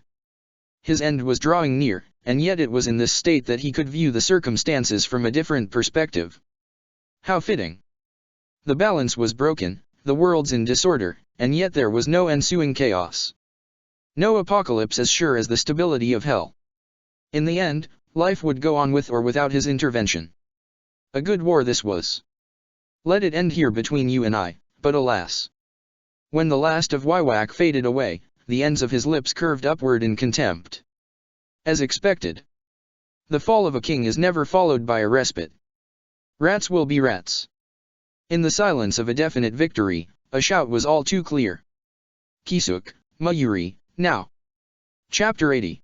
It happened in an instant, the single moment that Kisuk and the others had been waiting for from the beginning. All around, the shattering of the space before them represented the direct conclusion between the confrontation between Vasto of White and Waiwak, who had usurped the power of the Soul King. Hueco Mundo, and the realm of the Soul King's palace were in shambles, spatial tiers leading to the abyss of the Danga cracking open with the fall of the kings. One to the King of White, and one to the usurper. In their clash, their respective domains were now falling apart, leaving only the medium between the living and the dead over the human world, and creating a tentative vacuum in space. The stability of the realm was already in question, and this granted the soul opportunity to touch the boundary of the gods, they who dictate their own realities. Think of it like a rudimentary children's sandbox or a sand-filled beach. Two men had gotten into a decisive bout, and toppled their respective castles of sand until they were in ruins. From the ruins left behind, a child left unbothered by the giants could now dabble in the material used to make the castles in which the other two had formerly reigned. Of course, it all goes to shit if any of the giants could confront the child, but in this instance where the giants no longer occupied their castles, this presented the hidden, Uno reverse card. Kisuk. Focus. Now isn't the time to be influenced by his shop's merchandise. Glancing up in the air where Waiwak had faded away into motes of spiritual energy, and where the Vasto of White was rapidly plummeting to the ground, it only took an instant to determine the necessary trajectory of deployment. You rat-like bastards. Hollows and the members of the White faction's members wouldn't fail to notice Kisuk and the others' movements, but they were too far. From the beginning, when the Hollows had stormed the Soul King's palace under the protection of the Zanpakuto spirits, the divide between where the Shinigami were, and where the Hollows were, was too wide. Not to mention that Kisuk and the others had been moving discreetly while their attention was fully focused on the battle of giants up high. Their actions were already set in motion quicker than anyone else. Kisuk pushed down the rim of his hat and coordinated with Mayuri across from him to set up the counter device he had been collaborating with Mayuri to create, the basis of which was devised through the analysis of the energies unique to the Vasto of White and the Soul King. For instance, both entities could shape and mold a world to their whims, the Vasto of White, Hueco Mundo, and the Soul King, the linchpin of the present dimension. Beyond the means of creation and energy type, what Kisuk and Mayuri had focused research on was a single pivotal aspect, the enabler. The power of laws, that which dictates the principles of a given reality. Kisuk would provide his inputs and insights while Mayuri had fallen off the radar to devote his time and effort into production. The culmination of this research would prove its worth here. Pulling out a metallic stake and grasping in his hands, Kisuk aimed and hurled it directly onto where the Vasto of White would fall. Prong 1 set, establishing a soul link with existing spirit nodes. Mayuri, hurry. Opposite to Kisuk, Mayuri clicked his tongue at his former colleague and fellow researcher, but didn't delay knowing what was at stake. Deploying, Mayuri pulled out a similar metal stake, and hurled it towards the central node of the world to act as a lightning rod for the Soul King's energy released from Waiwaka's death. Diverting pathways to makeshift vessels. From the rod suspended in the air, tendrils of web-like spiritual energy shot and anchored themselves to the members of the Zero Squad, whose bodies could freely assimilate the energies of the Soul King without breaking down. However, to maintain the scientifical formation Kisuk and Mayuri were setting, the role of the Zero Squad was no different from batteries. If they moved, or acted on their own, the entire formation would fail, and this had already been stressed to them who cooperated for the cause of creating a new Soul King. Linking with the foundation of the formation Kisuk and Mayuri had set up, a Kido pentagram took shape in the form of the stars. The body of the unconscious Vasto of White was suddenly suspended in the air mid-fall at the center. Calculating output, eliminating variables, ready to charge, Mayuri planted his feet beneath him and hefted the terminal over his shoulders, which he quickly set down. Activating Central Matrix. Kisuk, the key. Nodding, Kisuk pulled out a crystal box and hurled it up high before it rapidly expanded across the entire area, creating boundaries that defined the emergence of a new reality. The prototype version of this was created to make the fake Karakura town, but was perfected through observation of the Vasto of White's Hueco Mundo, and fluctuation readings of the Soul King's palace. This time, Kisuk and Mayuri had deployed a makeshift world to encase the Vasto of White in preparation to set him up as a new anchor and linchpin to tether the worlds. The setup was elementary, nothing of real note, but it was out of necessity. Science and development would never be equal to greater beings who govern laws, but it stood to reason that they could touch upon the same plane of rules. The more basic, the likelier the success. Neither Kisuk or Mayuri focused on something as complex as a series of laws to enforce upon the created space, but instead devoted their efforts only on the concept of all is equal. Spiritual energy within the space would be prohibited, making it such that even the drained Shinigami had a fighting chance of repelling the hollows and remaining Quincy whose arts relied on spiritual energy conversion. Realistically, it was the only way to even the playing field, and now it was done. Kisuk and the other Shinigami who had been waiting on standby were the first to enter the deployed space and set up a barricade around the Vasto of White until the process of creating a new anchor was concluded. Shunsui and the other injured Shinigami were also included in this force. Everyone moved into deployment regardless of their present states. Howls suddenly echoed and reverberated across the battle zone, reddened eyes tainted with varying levels of emotion creating an atmosphere chock full of tension. Haribel, who was still affected by Askin's death dealing, didn't care as her spiritual energy erupted from around her.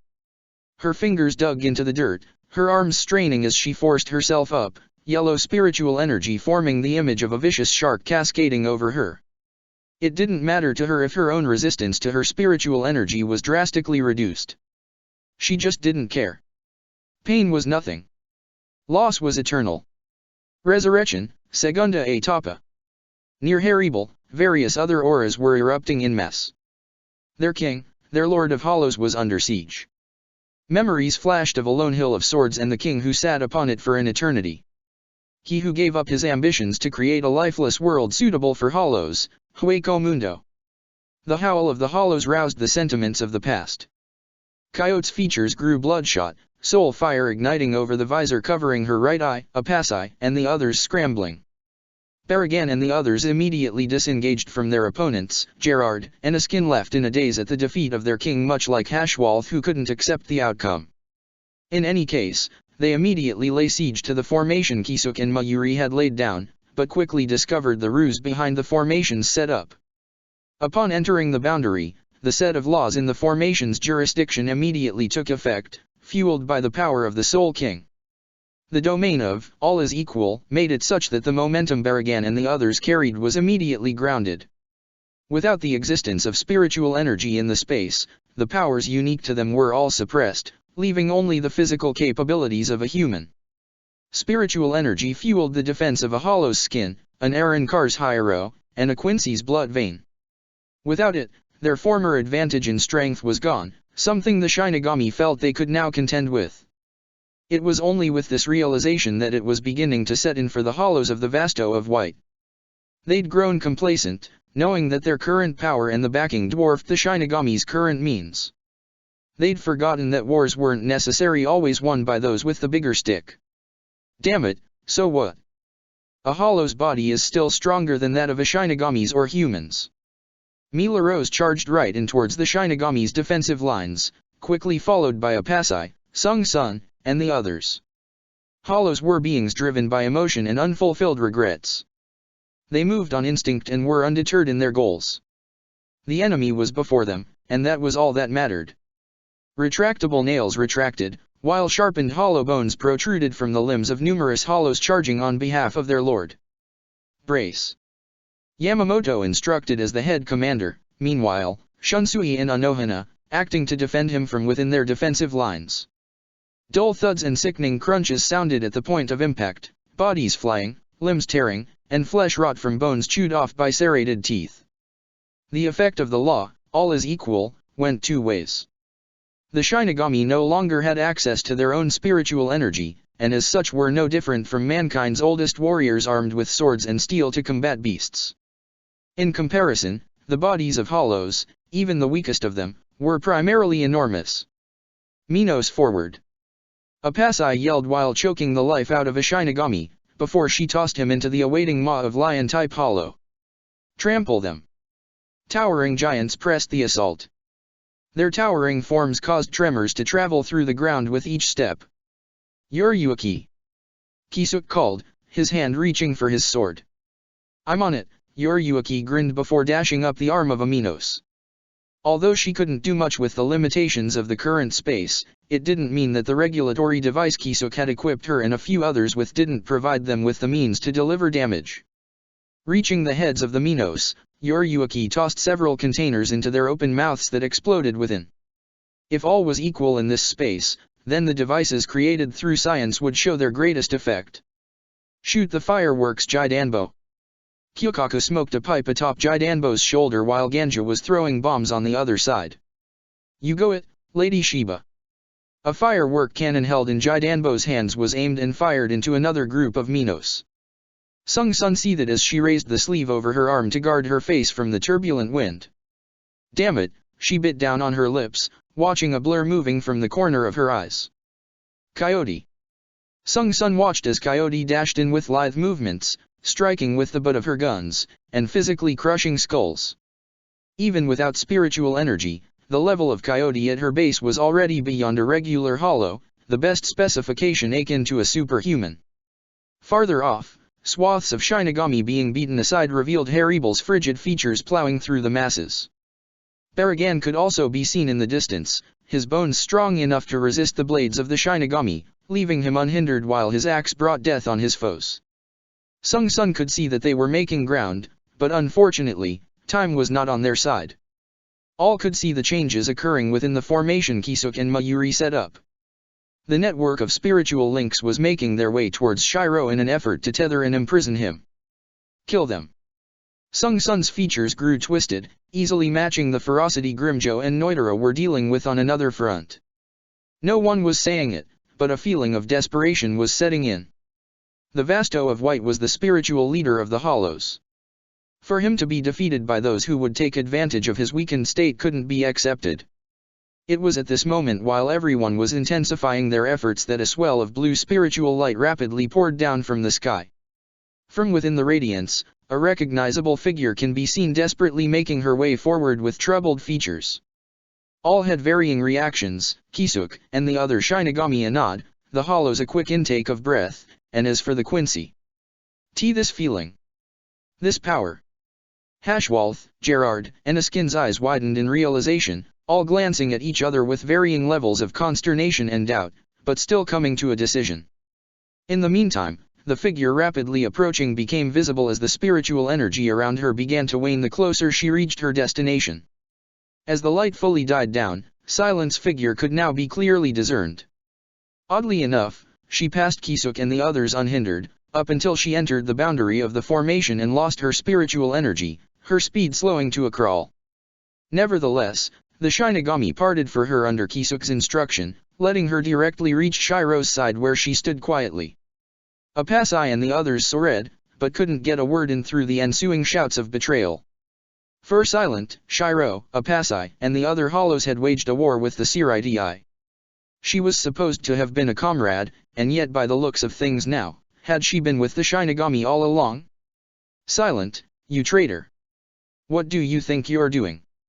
Brands and the other Hollows who had been with the Vasto of White since Silent first joined were incensed. What did Silent think she was doing? It was a good question. Kisuk had contacted her while she was out fighting to reveal a shocking revelation. "Masake, now!" Yoryuki urged while helping the Shinigami maintain the defensive line. In Silent's hands was an item Kisuk had passed to her to be used on the Vasto of White after she'd detailed her circumstances to them. One had to know that everyone was banking on Silent putting consideration for the greater good. It spoke volumes of the amount of trust Kisuk, Yoryuki, and the others had of Masaki even up till this point that she was left with the key to averting disaster. In her possession was the object at the center of this all. It would act as the pivotal node to the entire spiritual formation. All Silent had to do was place it on the Vasto of White's body, and the same crystalline structure that had encased even the Soul King would trap the Vasto of White within. It was all too simple, and not something worth hesitating over if Silent was just the Masaka that Kisuk, Yoryuki, and the others knew, but it was different now. She'd seen and experienced both sides of the same coin. There is no black and white here. No good or evil. Silent did not move despite being present with the opportunity to end everything here. Yuriuki was the first to notice what was happening. She could tell at a glance that the plan wasn't going to go as envisioned. Masaki abruptly shook her head and turned around to face everyone. She couldn't do it. She couldn't do this. Not to the one who saved her, and not to the one who everyone she ever grew fond of in Hueco Mundo relied on. It wasn't right. Hollow or not, Silent understood Shiro after the time she'd spent in Hueco Mundo. Holding the device in her hands outward, her fingers gradually clasped over it, her grip increasing in pressure much to the shock of the Shinigami. She was trying to destroy it. By doing so, not only would it remove the threat on the Vasto of White, but also destabilize the formation Kisuke and Mayuri had set up. If the formation went down, and the scales were reverted such that the Hollows could regain their advantage in spiritual energy, it would be a massacre. Do you know what you are doing? Swaifon snapped, glaring harshly at Silent. This is our only chance. They'll kill us all. Silent pursed her lips. Whether or not Apasai and the others would have killed them was not certain until they pulled this stunt. Unless Shiro wakes up, Silent could already see Haribel and the others murdering everyone. Nevertheless, not everyone would be so vengeful. Nell, for example, would certainly withhold judgment until Shiro's decision could be taken into account. Silent thought the same way. Therefore, Silent once again tried to shatter the device in her hands, believing in the memories she'd made of her comrades in Hueco Mundo. Unfortunately, due to the laws in the area, Silent's level of physical strength wasn't enough to instantly break the prism-like structure in her hand. Stop her. The decision among the Shinigami was decisive, and with a majority still blocking the Hollows at the front, Silent was essentially surrounded on all sides. Worse, she was weaponless, and without the means to draw upon spirit energy to form her armaments as a Quincy, she was practically helpless. Swaifon reached Silent first, mostly due to Yuriuki's hesitation to strike at a friend. Swaifon had no such reservation and was moving with the intent of putting Silent down at any sign of resistance. With her sword drawn, Swaifon struck out, but was quickly met with resistance from a massive butcher's blade. Ishine, Swaifon ground her teeth as Ishine batted Swaifon's attack away, forcing her to backpedal to avoid a counter-strike. Sorry. I lost her once. I'm not losing her again. Ishine nodded at Silent, who blushed and glanced away. At the same time, the sound of metal clanked as Ishine rested his sword over his left shoulder. Besides, Captain Swaifon, my children would kill me if I stood on that side right now. Damn right, old man. Karin and Ichigo appeared in a gust of flash step and Sonito, both glancing at each other as their spiritual energy was immediately restricted in the formations area. This was going to be a brawl, but neither of the two shied away from pain to begin with. I don't care about who's right or who's wrong, but I know which side I stand on. Karin said, positioning herself in front of Silent much like Ishine and Ichigo did. In response, Toshiro and Komamura appeared. Step aside, Shorty. This really isn't the time, Toshiro growled, knowing what was at stake. A tick mark formed over Karin's brow at a Shorty calling her a Shorty, but she didn't lose her composure and stood her ground. If Kisuke and the others wanted to get to Silent, then it wouldn't be so easy, only that it was. Suddenly, a blur passed everyone by, a foot kicking Silent in the stomach and launching her away from everyone else who got held up by their opponents. Sorry, Masaki. Yuriuki apologized as she landed with Silent isolated and wheezing in front of her a distance away. I don't want to hurt you anymore. Just give it back. Silent shook her head again, desperately trying to shatter the device in her hands, and actually meeting with growing success. Cracks were starting to form in the glass as it was fragile from the beginning, prompting Yuriuki to purse her lips in alarm. Emotional attachments aside, Yuriuki had once been the leader of the Sirotai's 2nd Division, renowned for its Hakudo and covert task force. She was no stranger to ruthlessness when it was required. Hardening her heart, Yuriuki's features changed from solemn into icy. If she failed here, everyone would die. She would die. Kisuke would die, and everything as she knew it would be over. Thinning her lips, Yuriuki began to bound forward, but was interrupted by a thrown sword stabbing into the ground in front of her. If you wish to continue forward, I recommend you reconsider, a voice called out to her. Yuruaki narrowed her eyes as Hashwalth, Gerard, and Askin silently stood in front of Silent. It was obvious that they were choosing to defend her, much to Silent's own shock. Wywak is dead, Yuruaki gritted her teeth, eyes scanning for an opening she could exploit, but finding none in someone as experienced as Hashwalth. What goal do you have to intervene now? Yuruaki would be right in her assumptions, but not entirely. Wywaka's final words and demeanors came to the forefront of Hashwalth's mind, and in the moment he sensed Wywaka's own energy assimilating into Silent, he understood. The old was gone, but the new still remains. The will of the king lives on. Hashwalth flourished his cloak, drawing out his personal saber. Askin and Gerard mimicked Hashwalth, all intent on defending the legacy of their king. Suddenly, it was another stalemate, one that was already teetering on the verge of outbreak as Haribal and the others continued to push into the Shinigami's defensive lines. Growing pensive, Yuruaki could only try to use reason, but even that meant nothing as Silent exerted more force and finally managed to shatter the device in her hands. As the primary linking piece of the whole formation, the moment Silent shattered the device, a ripple effect spread out everywhere. Space distorted, and the net of spiritual energy began to twist and fray. Shiro, who was at the center of it, was flung to the ground where he lay. The Shinigami nearby gave him a wide berth in fear of rousing him awake. Soon enough, the law of all is equal enforced in the area would vanish, and the beginning of the end would ensue. None of the expressions on the side of the Shinigami were good. This was it. It was over. Shunsui, Yamamoto, and the other captains could put up a fight with the return of spiritual energy, but against the Vasto of White's enraged forces, Coyote was already a disaster, let alone the rest. A vacuum was forming in space, destabilizing the entire structure of the present world's laws, and heralding the gradual return of spiritual energy. Already, the trauma of the fake Karakura town war was rearing its head as purple miasma began to seep out from Baragan, turning those nearest to him into ashes. Then there were the torrents of pressurized water cleaving through the ranks. The more spiritual energy began to return, the worse the situation was going to be. Yuruaki tensed much like Kisuk and the others who were readying themselves for a final battle. However, someone who understood Shiro's sentiments the most could no longer stand to be an observer. It reminded her too much of a certain pansy, and she was no pansy. This is enough. A voice penetrated through the cacophony of chaos amidst the battlefield. Lady Spirit, Shunsui called out, revealing the woman walking towards the boundary between Hollow, Shinigami, and Quincy. It was only by virtue of the fact that the Hollows knew that the Lady Spirit was one of Shiro's manifestations that they gave pause. For the Shinigami, it was a tad different, as many owed their recovery to this very Zanpakuto spirit to begin with. Enough blood has been spilled today, the Lady Spirit spoke softly, her voice carrying. Enough is enough. As if the Hollows would just stop by words alone, Swafon gripped her sword, the spiritual energy within her gathering in preparation to activate her Shikai. By no fault of your own, I presume. Is it truly the Hollows at fault for this, or the prejudice of the Shinigami?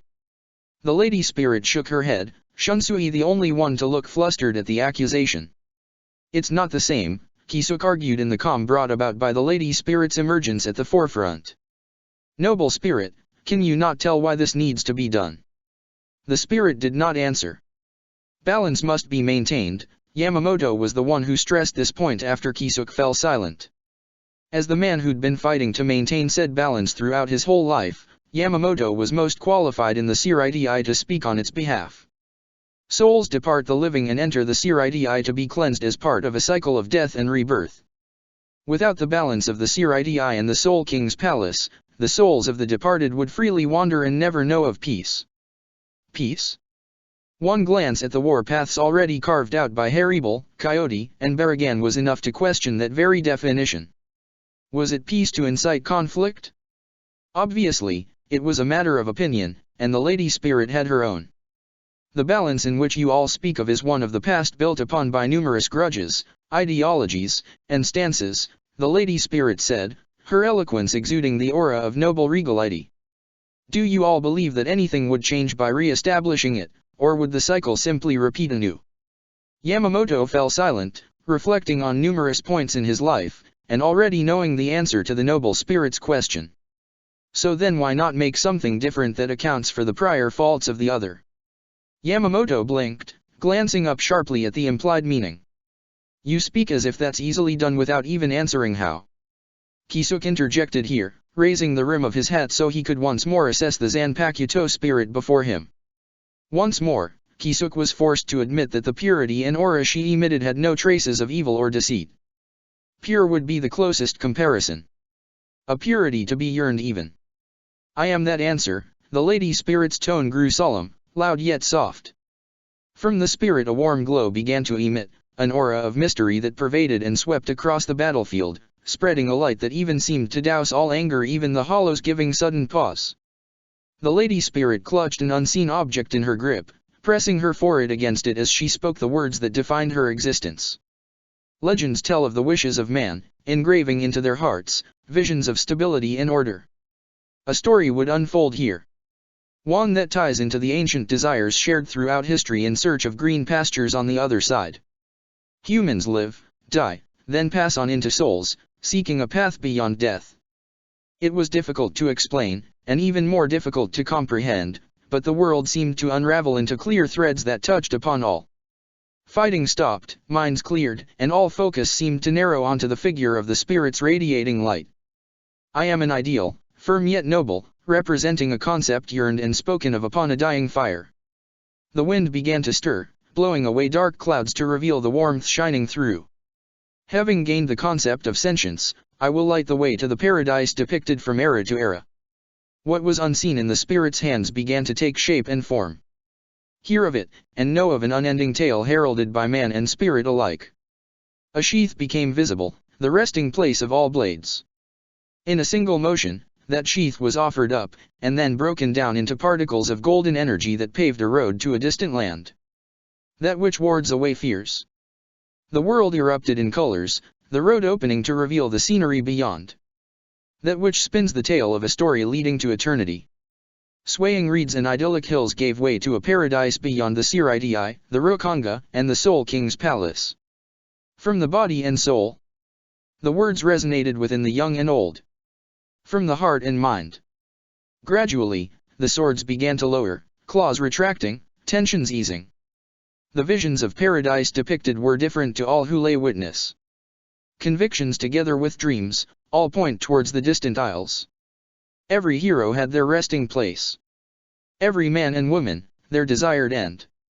Her role was simply that of a guide, a vessel to traverse the expanse. You speak of balance, as if it was the only one of its type. You speak of order, as if the world as it was bereft of it. I am the hallowed scabbard that opens the way to the wishes of man safeguarded within utopia. Your burdens. Your grudges. Lay them down to rest. Ever fleeting, ever encompassing, the dearest sentiments of all are housed within. Eternity awaits here. Avalon. The sheath was activated, its spiritual concept tying it as the gateway to a paradise. Silence ensued as all stared upon the tranquil fields of a new world created above in muted wonder. Wheat fields could be seen along with the bluest of skies. Where there is a hell, there is now a heaven for the lost and departed, the lady spirit spoke, a soft smile playing on her lips. Is this not an acceptable balance? It was indeed. The points made about spirits left to wander without the Siridii or the Soul King's palace were rendered mute if Avalon could be maintained without the need for a linchpin. Unlike the old balance, this new balance was free of the limitations of the old. Even hollows, as malefic as they were made out to be, were not residents of hell. It would be more accurate to describe them as the lost, neither damned nor yet deserving of heaven with the holes left in their hearts. There was no power structure or higher authority involved in this heaven. Instead, like the ancient stories, it would be a true place of rest for the weary and deserving. With this, there should no longer be a source of conflict. She could see it in many of the Shinigami's eyes, Shunsui even tipping his straw hat to her, the most relaxed he'd ever been since this all began.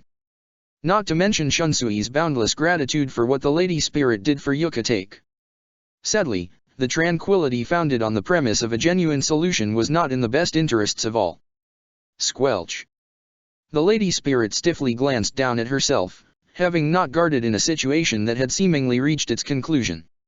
She stared numbly at the blade pierced through her chest, watching the expressions of those before her twist from shock then outrage as the key to compromise was stabbed again and unceremoniously kicked into the ground. Ichibei's impassive features were all that could be seen in place of the lady spirit, the other royal guards by his side. Having siphoned the energy of the Soul King to fuel Kisuk and Mayuri's formation, they had regained their former powers if not more in their former role as batteries. It was one thing to be idle when Kisuk and the others were aiding them in their goals, but it was another when their goals no longer aligned. You bastards! Shunsui could no longer endure this, raising his swords as he roared out in aggrievement. What have you done? She was the answer. No. She was the problem. Ichibei cared not if his words only further pushed Shunsui over the edge. There was no need to explain here.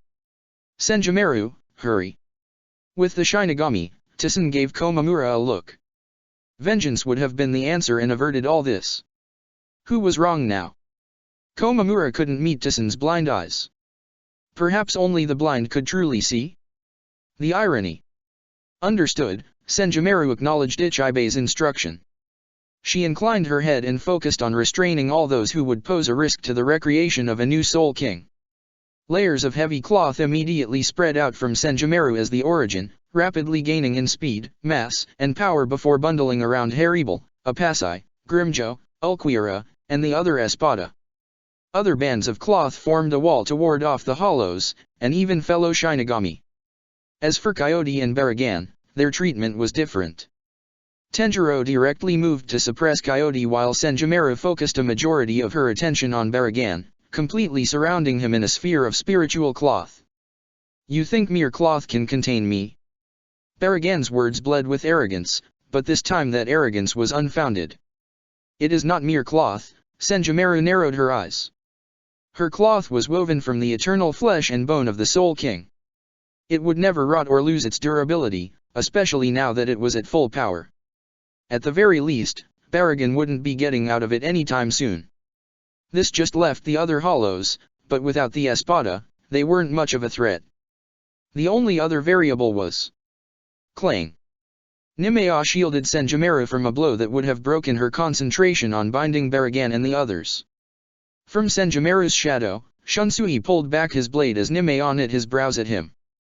You are making a mistake, Nimea tried to reason, but Shunsui was sick of the hypocrisy. I am doing what's right, Shunsui answered, taking off his hat and tossing his pink Haori to his vice-captain. Siding with the hollows. Nimea rebuked. Realizing that Aizen wasn't so far off with your bullshit. Shunsui advanced, knowing that if he could disrupt Senjumaru, the power of the hollows would erupt. Meanwhile, Ichibei's full attention was on Shiro as he began making his way over. With the Vasto of White out of commission, this current task was a simple one. Having lived in the age when the Soul King was first sealed, Ichibei knew the process best. Hakaifun, begin preparations, Ichibei ordered. I'll start the sequence here. Ichibei discarded the sword he'd used to stab the lady spirit, and took up his massive brush to write the character for seal on his right hand. This was a type of sealing script that enabled him to begin the process of assimilation. Similar to what Waiwak had done to fuse the worlds, this assimilation would tie the Vasto of White's existence into the set rules of the proper world order. All Ichibei needed to do was lay the seal on the Vasto of White's body and change the meaning of his existence through a process of renaming the base properties. This was Ichibei's right as the smiling monk who calls the real name. Reaching his arm forward, he was immediately taken aback as a violent force rebuffed him, forcing him back several meters. Glowering, Ichibei glanced up at the interloper, only to hum in thought. It's you. The lady spirit stood before Ichibei, her skin bruised and bleeding, yet healing at a visible rate. The scabbard that she'd been holding prior had been replaced. A single thought came to Ichibei's mind. A dual spirit Zanpakuto. I am a sheath, the lady spirit's eyes hardened into steel. Yet a sword all the same. Motes of golden light rose up to form a blade held in the lady spirit's hands. Its metal shone with the light of the stars, its craftsmanship surpassing the realm of mere mortals. Nimea, what is the name of that sword? Ichibe called out into the distance where Shunsui and Nimea had frozen upon sighting the lady spirit up on her feet. At Ichibe's instruction, Nimea glanced over at the spirit. Nimea had realized it several times during the course of this war, but many of the Zanpakuto spirits he'd seen were new even to him. However, as the creator of Zanpakuto, Nimea's insight into them was second to none in the royal guard. Names had properties, power. It was understandable why Ichibe had asked, and yet, Nimea was rendered silent. Nimea, an answer. Ichibe pressed, growing impatient when everything was all set to end here. What could have possibly caused Nimea to react in such a way? In the end, Ichibe would get his answer. Promised victory. A golden sword of the victorious. Chapter 81. Spiritual winds blew across the distance, brushing up against skin and ruffling clothes in the ambiguous silence denoted by an increasing tension. The lady spirit stood on one end of the confrontation, and Ichibe on the other, both poising themselves for combat as tree roots rapidly formed a cage around them. These tree roots stemmed from Hikaifuan using a spiritual technique known as the Cage of Life. By infusing her essence into the seed of a tree, the tree's grown branches and bark rapidly absorb all spiritual energy-based attacks that may seek to destroy it. The absorbed energy would only further strengthen the defensive structure of the cage through rapid tree growth. The effect of the Cage of Life went both ways. Any energy used inside would also be absorbed through the tree's roots and branches to further strengthen the cage. Within an instant, branching leaves and thick foliage formed a wide dome over Ichibe, the lady spirit, and Shiro was still trapped inside, much to the alarm of those in the distance. Shunsui's features tensed, as he tried to see if he could find a way to disrupt the process, but was stopped by Nimea. In contrast, Senjimera was forced to knit her brows and buckle under the immense strain her cloth was under. The hollows were going ballistic, and the problem wasn't in their individual strength, but their collective. She was already straining enough with Baragan, Haribal, and the other members of the Vasto of White's elite, but now it was only getting worse. Then there was Tenjiro. Wheezing in the distance, Tenjiro grimaced as he glanced at his missing left arm and the Zero still blasting past him into the distance where it erupted into a cataclysmic explosion. Tenjiro prided himself on his recovery methods as the world's best healer, but you can't treat what's not there. He was beginning to understand the very real possibility of getting vaporized out of existence. One hit to his whole body, or an accurate incineration of his head or heart would render him done in. Glowering, as his gallant pompadour had become a slick buzz, dense spiritual energy converged on his missing arm, and rapidly accelerated cell growth in the area until a new arm appeared. The speed rivaled if not surpassed that of a hollow's high-speed regenerati. Bitch. There goes the other arm. Tenjiro narrowly sidestepped, but had still gotten clipped by another shot. He'd thought he'd gotten a gauge of his opponent, but it was like she'd gone feral as Hikaifuan isolated the area between the lady spirit, Ichibe, and the Vasto of White. Meanwhile, back within the formed cage, only a scant few rays of light were able to penetrate through the foliage, dimming the entire space. However, the golden blade in the lady spirit's hands shone with a luminescence that pushed back the dark. There was no hesitation nor doubt on the lady spirit's expression even after Hikaifuan had laid out her cage. She would fight, and that was all that mattered, and Ichibe could see this. Ichibe was a man who experienced many, many years of life. There was nothing he'd not yet encountered, which was why he could already tell that before combat even began, he was losing out in momentum. Standing before each other, Ichibe and the lady spirit differed in demeanor. Where the lady spirit stood assured in posture and tranquil in aura with an unwavering gaze, Ichibe's features were carefully blank. The smile that often plastered itself over his face had dimmed and practically grew absent. In a single stroke, Ichibe removed the large prayer beads worn as a necklace around his neck, tossing them to the wayside lest they hinder him in combat. Ichibe alone understood the true significance of a name. It was where his strongest strength lied as the monk with sovereignty over names. Names had both meaning and power. The root of fire was that of a never-ending destruction that eroded away until there was nothing left but ashes.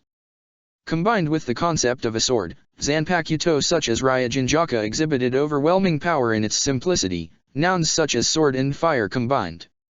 Similarly, the strongest ice type followed an identical pattern. The simpler the concept, the more resolute the name, and the more defined an existence something was. The enemy before Ichibe carried a name and concept that he could discern was in its purest form. Its state of absolute origin. I am the sword of the righteous, a blade of the victorious. The lady spirit flourished the sword in her hand, her stance without openings. And I have never known defeat. Ichibe's features schooled into a solemn incline of his head. Victory was the name of the daunting enemy he faced before him. There would be no room for error. His was a Zanpakuto that sought to name all. With a stroke, he could blot out a character of a name and erase its meaning through blackening. In the same vein, he could even rewrite it. Very well. His sword would alter the characters for sure victory into sure defeat, if it must be. From Ichibe's former brush, the tip had become a glaive rippling with layers of black viscous ink. Dabbing the tip downward, the ink pooled into a visible stream that floated in the air to be molded into characters. From his free hand, he lifted a finger and initiated the bout. A massive finger of spiritual energy too identical to his index finger pushed down from up high in a bid to suppress the foe before him. Unperturbed, the lady spirit glanced up and flicked her sword, an aura of resplendent gold shooting out. The two attacks met, clashed, and then scattered into the wind, leaving nothing behind but a scar carved into the very cage that bound them into an arena. Large spiritual-based attacks like the one Ichibe had just launched were useless. It was as Ichibe had feared. The concept carried in the lady spirit's blade was one that size and ordinary power would not be able to overcome. To have any hope of turning victory into his favor, he must change the concept at the root, or erase it completely. Flash stepping, numerous after-images of Ichibe appeared around the lady spirit, each stabbing out with their glaives. The armored gauntlet the lady spirit was wearing on her arms rose up in defense, creating sparks as they batted the sharpened metal away. The metal plates around her left hand then caught the steel, and allowed her to grip onto Ichibe's after-image. Her right hand swung the sword into a cleave. Without delay, the attack collided, a shower of liquid splattering across the lady spirit's face. However, the lady spirit's features creased. She'd not felt resistance in her swing. Her blade had not cut. Regardless, Ichibe retreated as if he were injured, giving the lady spirit enough time to dab a finger over the liquid on her face to see ink staining her skin. A shudder quickly traveled down her back, wisps of spiritual energy wafting off as steam from where the ink spread over her. It was corroding her? No, that wasn't quite right. The definition of her existence was weakening? It was a black ink that would erase the meaning of a name. Was that it then? Was that what he was trying to do? The lady spirit steadied herself, features remaining neutral. Wind and dust blew out, straining eyes through irritation, but not enough to force either combatant to shield their faces. Doing so in such a level of combat was nothing less than fatal. Ichibe had not been idle in his retreat. Draw it in, and focus. Ichibe was the writer, and the foe before him, the canvas to be painted. Swirling his brush glaive, Ichibe began to draw with the ink in the air, resonating with the ink he'd smeared across the lady spirit. The lady spirit felt her body slow, the ink already on her writhing before spreading out over her clothes and her person. Her armor grew stained, but her sword remained untouched, unblemished no matter how the ink tried to cover it. Ichibe knit his brows, his features creasing as the intensity of his strokes magnified. It wasn't possible. There was no heat mist or was lacking in control. His ink should have covered the radiance of the sword in the lady spirit's hands as well as her body. Once done, he would rewrite sharpness into dull, and radiant, into dim. Once more the ink squirmed, vainly reaching out to the golden sword of the victorious. Ichibe clenched his jaw. By now, he understood that it wasn't through any fault of his own that was causing his efforts to fail, but that he was missing some key concept. This was something that Ichibe did not know, but something that the lady spirit knew all too well. You seek to alter the name and properties of mine, blade. The lady spirit took in a breath and narrowed her eyes. Naive. I ask of thee, can you read it? Do you truly know its true name? Ichibe tensed in realization. It was he who had the ability to discern the names of all before him, and yet, the letters that his eyes conveyed to his mind might as well have been foreign language together. Jumbled letters in odd script were engraved on the sword's hilt in fuller, each symbol more incomprehensible than the other. Before Ichibei's eyes were not words crafted by human hands. They were symbols and etchings whose meaning could only be interpreted by those attributed to the legends of the Fae. Ichibei could not change that which he didn't even understand. If his ability could not work, then all that was left to him was a test of combat and spiritual energy. If the name couldn't be changed, then all that was left was to erase it. With no choice left, Ichibei instantly charged the Lady Spirit. The clashing of the two sent rippling waves that reverberated throughout the entire space, the cage of life groaning in protest. Ichibei huffed, ink splattering out from his brush glaive at every strike he parried or delivered, bathing the entire area in a turbid blackness.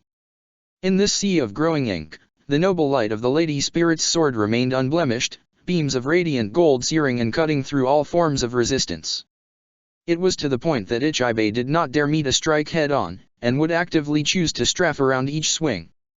His close proximity hindered whatever buildup of energy the Lady Spirit was trying to muster, forcing her to release her bursts of energy primitively.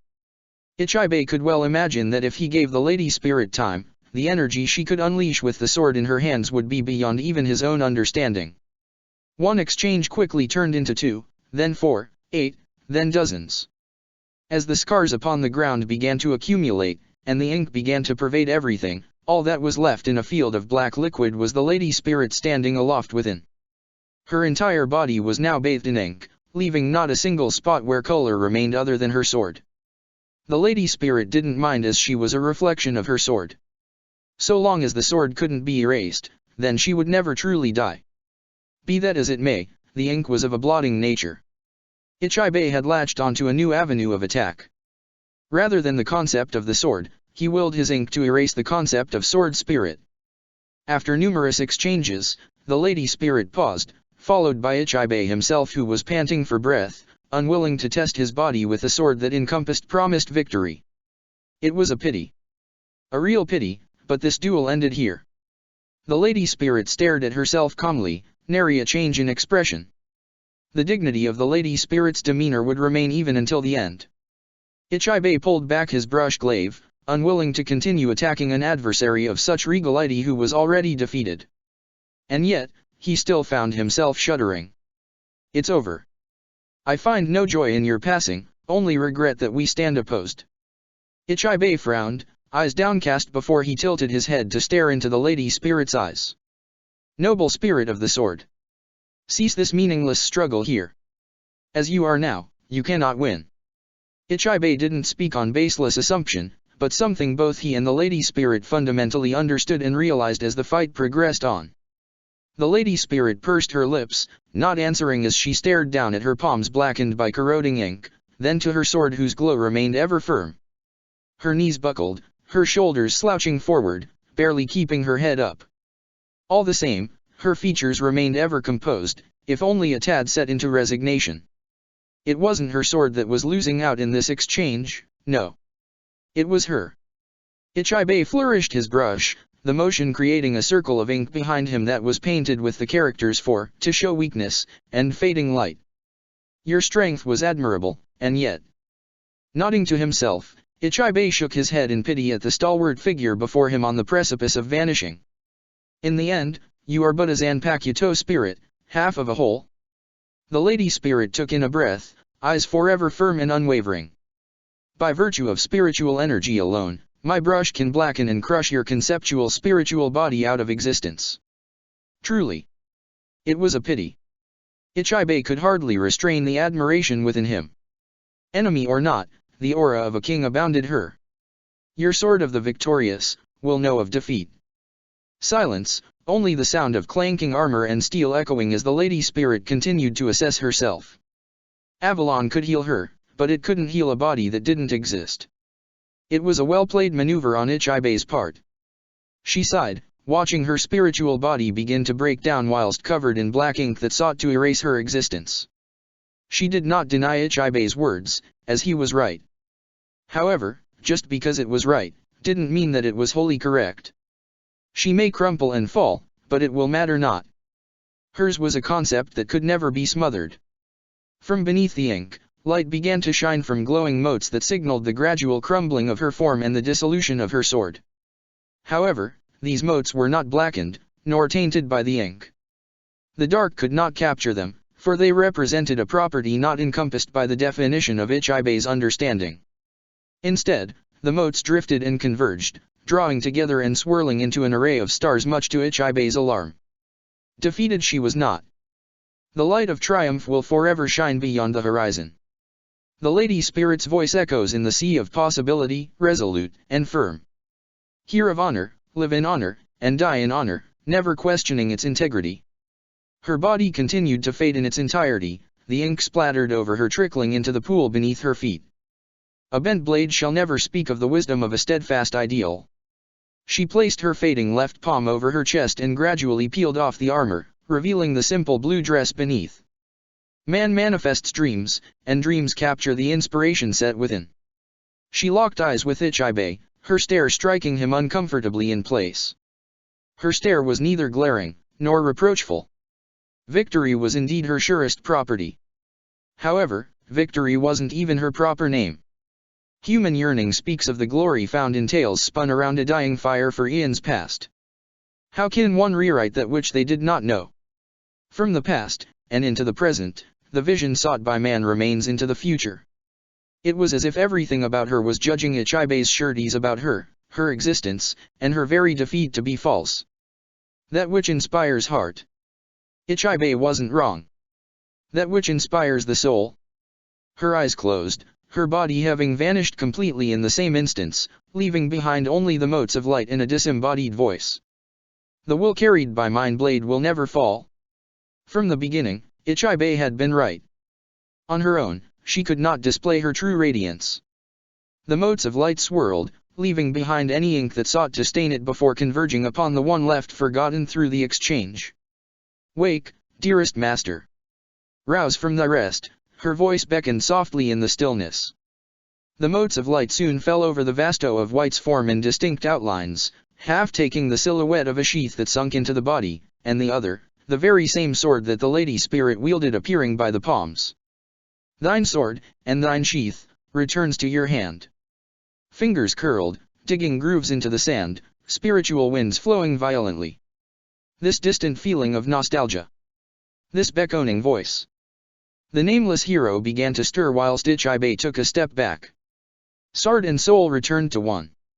The steadfast radiance of victory rises once more. Ichibei watched in utter silence as the man who should not have been able to get up, began to get up on wobbling knees, weak from strain, hands firmly clasped over the hilt of her sword. The true light of promised victory would shine. This level of tenacity. This inexplicable pressure and purity of this aura. How did such a man become a hollow? You, who are you, really? The words escaped Ichibei's mouth unbidden. The man who had roused from his slumber would answer thus.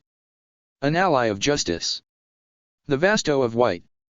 Kisuk was many things, a scientist, a sadist, and even an asshole at times, but a fool was not one of them. His keen eyes observed the changes rapidly occurring around him in an instant, his mind processing that information within seconds. The members of the royal guard who had recovered their spiritual power, were not to be taken lightly. At present, a majority of the royal guard's attention was focused on the Vasto of White's forces, many restrained entirely by Senjumeru, whose efforts forced her into a stationary position. The cloth woven from Senjumeru's threads may as well have been the equivalent or greater of Seki stone with how resistant they were. It didn't matter. What did was the overall effect of said cloth. All of the Vasto of White's executive forces were bound, leaving only the weaker hollows restrained by strips rather than mummified. Moreover, as they'd also taken the remaining Quincy under consideration, Masaki and the others were all contained in a similar dome as Baragan. Sweat could be seen perspiring off of Senjumeru's brows, but she wasn't a royal guard for nothing. Her reserves at full power were exceptional. Rationally, Kisuk could understand why the royal guard would focus all their efforts on the Quincy and the Vasto of White's forces, as the Shinigami of the Siridi weren't exactly in fighting order. Even head captain Yamamoto wasn't in proper condition. However, this did present an opportunity only to them. While the hollows were bound, few if any of the Shinigami were restrained in the same manner. Of course, it would be fatal for those bound if the Shinigami decided on a killing spree, but in all honesty, Kisuk's resolution was shaken. Without resolve, one wouldn't even be able to cut the dullest blade. Pragmatism was what led to Kisuk's recent actions, and it was also pragmatism that was now finally forcing him to acknowledge and reconsider the end goal. In retrospect, he agreed with Aizen that the system of balance that everyone lived in was flawed, but in the same vein, it was the only one that had been proven to work. There is choice in freedom, but there was stability in order. Having predicted a world without a balance to maintain the divide between the living and the dead, all that would remain was a meshwork for catastrophe. Hell, itself was centered around the balance. With nothing to judge and filter the nature of souls, spirits would wander among the living, eventually turning into hollows. With even Hueco Mundo factored out, there was no accounting for every hollow that could kill humans. Then there was the concept of powerful souls growing into Shinigami whose views and ideologies may as well make them no better than hollows. There was a reason the Seiridi vetted its Shinigami even if the spirit possessed significant spiritual energy. This vetting process would also be gone without the balance. Everything would truly fall into a quagmire of never-ending tragedies. Having predicted such an outcome, Kisuk could move with justification, but now? Not so much. An alternative beyond restoring the balance was revealed. A new balance without the old's flaws, as the Lady Spirit had put it. Kisuk and many others had seen paradise. They had also seen it taken away for no apparent reason but to maintain the prior order of things. In trying to bring peace and order back into the world, in the end, it felt as if they'd directly contributed to ending an actual peace. Shunsui's actions right now were not unjustified. The fact Yamamoto hadn't spoken a word, and remained stone-faced, screamed indecision. For Kisuk, it was different. The irony of the situation was not lost on him. The key to concluding this chapter of 1,000 Years' War had been by their side all along, and they had failed to see it. Now she was trapped along with the Vasto of White against the Royal Guard's strongest. Kisuk grimaced, analytically plotting out a means to an end in his mind. He'd been moving on the wrong foot from the start, and now that he was already at the end, it felt like he was only just beginning. Yoryuki, he called out, a flash of Shunpo revealing Yoryuki who appeared beside him. I'll need you to cover them for me for a while. I'm moving out. By cover, Kisuk meant Yamamoto and the others who'd only been able to move around freely under the effects of Kisuk's Bankai. Once Kisuk left his Bankai's area of influence, it would be equivalent to cutting off the strings keeping everyone aloft, but it had to be done. There was no more room for doubt at this point. The endgame was here. Wait, Kisuk. What are you trying to dash? Kisuk was moving before Yoryuki could even finish her question. He knew Yoryuki best, and she didn't end up following him, and trusted him by doing as he'd asked. All the while, Kisuk made his way to a location of heavy spiritual energy being recklessly fired from inexperienced hands. A flash of blue light flickered across Kisuk's face as he raised his sleeve to dim the brightness. He whistled, alerting the two before him of his presence. That material isn't something that will just tear away through brute force alone, Kisuk kindly advised. Ichigo and Karen, who weren't caught up in Senjumaru's cloth due to his hind's quick reflexes to push them out of the dome, had saved them. In response, the noise the Kurosaka siblings were making while trying to free their parents wasn't missed by Kisuk. Hat and clogs. Ichigo was the first to greet stiffly, his current appearance a far cry from before. Long twisted horns gave him a menacing glare. Been a while, hasn't it, Kurosaki? Kisuk remained unperturbed, but Ichigo was past caring. All Ichigo cared about was saving those bound by Senjumaru's cloth, and Kisuk could easily see this. Ichigo's mounting frustration in light of failure was already evident enough. What do you want? Ichigo grouched, raising his sword to hack away at the cloth, only to be rebuffed again and again. If you're trying to convince me of something, then I ain't listening. Do I look like that kind of person to you? Kisuk scoffed in mock offense, placing a hand on Ichigo's shoulder. You look like a sleaze, Karen grouched from the side, directly pushing Kisuk away from Ichigo so they could get back to breaking their parents out. Now beat it unless you want to be helpful. Kisuk blinked at Karen. Who was the one who'd begged on her knees for him to make her stronger? Brow twitching, Kisuk sighed. Is that how you see me, dear pupil? And to think I helped train you so earnestly. Karen made a face at the reminder, and Ichigo wouldn't blame her. He'd experienced Kisuk's version of training, firsthand. Karen's reaction was no surprise. "Alright, enough beating around the bush. Now answer the question." Ichigo shook his head, and tried to direct things back on track. He was just as impatient as Karen to save those he cared about. If Kisuk had an answer by seeking them out, then he might as well listen, as he knew that he wasn't the most observant. "What did you want, hat and clogs?"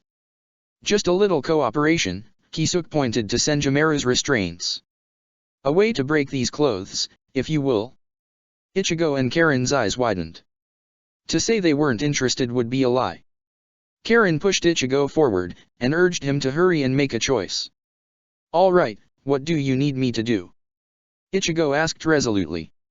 "Any chance you can fire a Zero rivaling hers?" Kisuk pointed at Coyote in the distance. "Something like what you did in the Battle of the Fake Karakura. "I can try," Ichigo was uncertain. The hymn of the Fake Karakura Town War was him with his power out of control.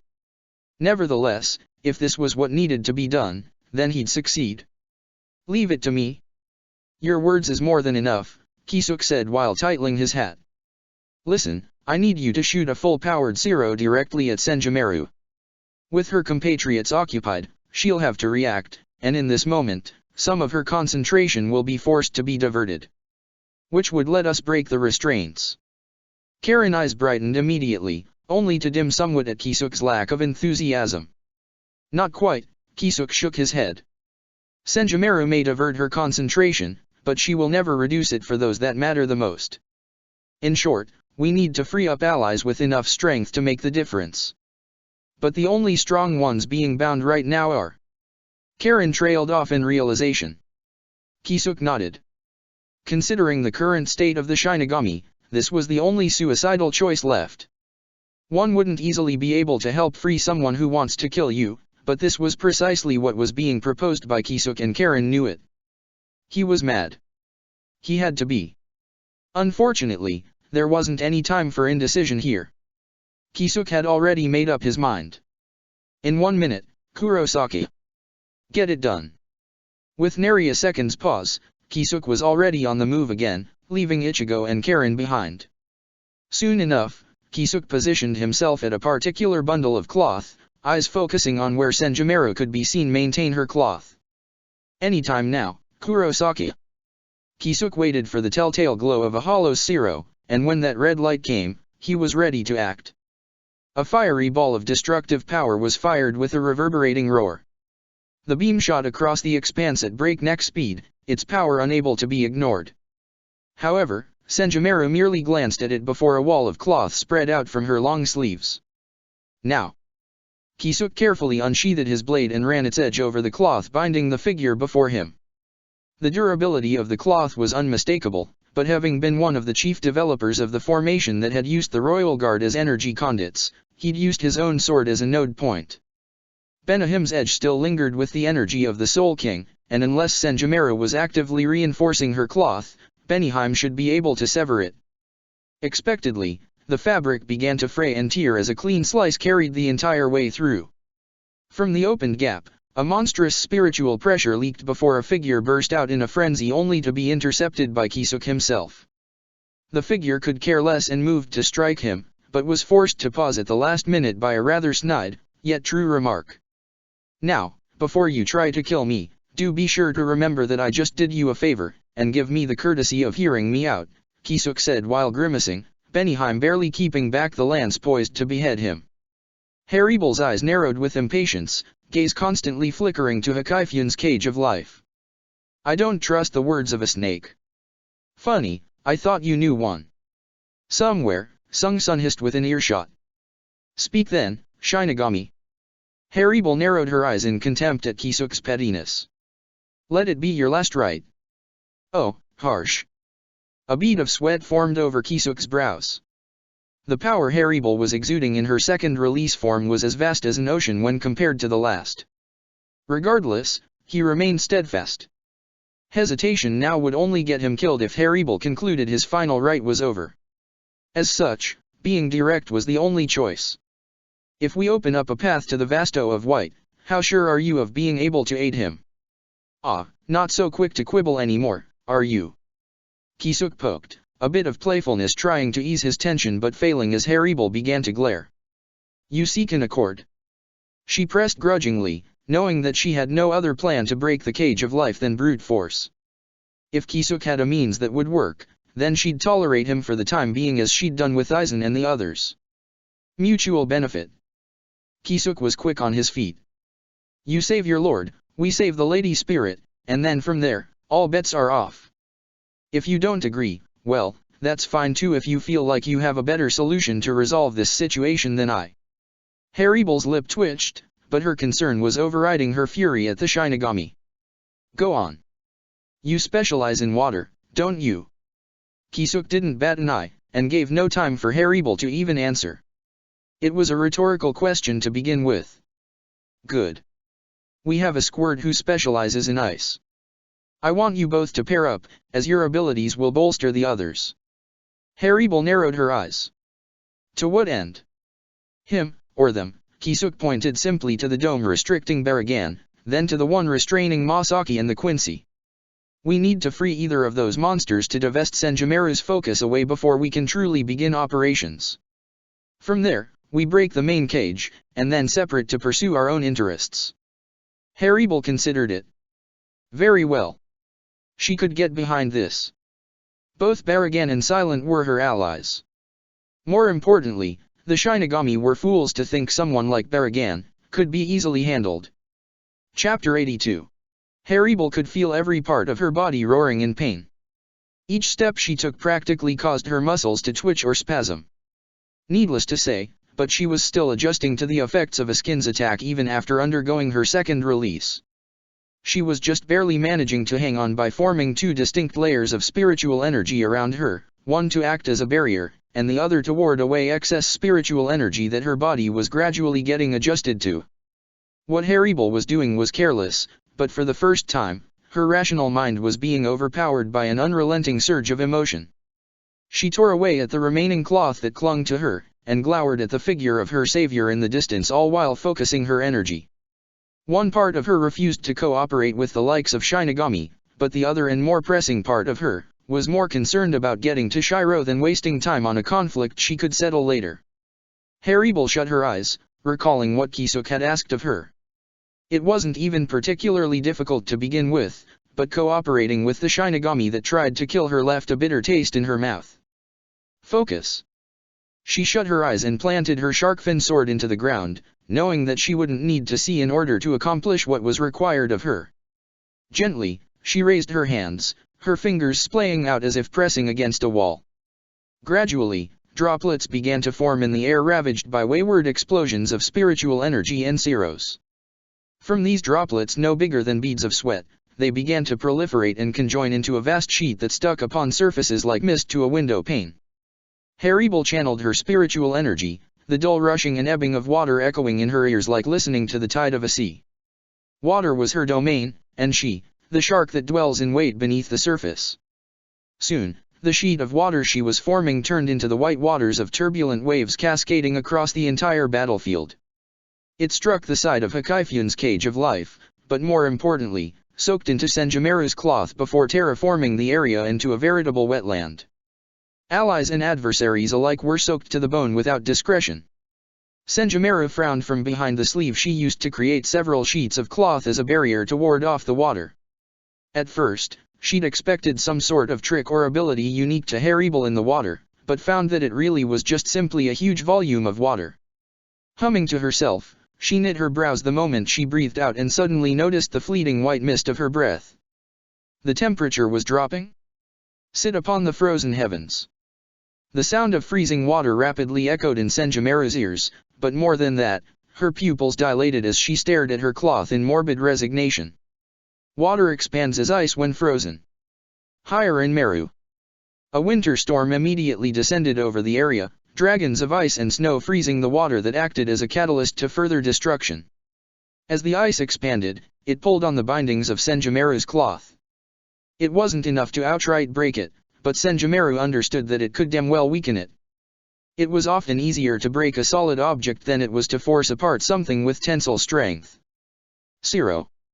Senjimera flicked her sleeve in a bid to counter the shot she knew was coming, but her soaked cloth was frozen and impeded before it could interfere. She grimaced and yelled out for assistance. Hakaifyun!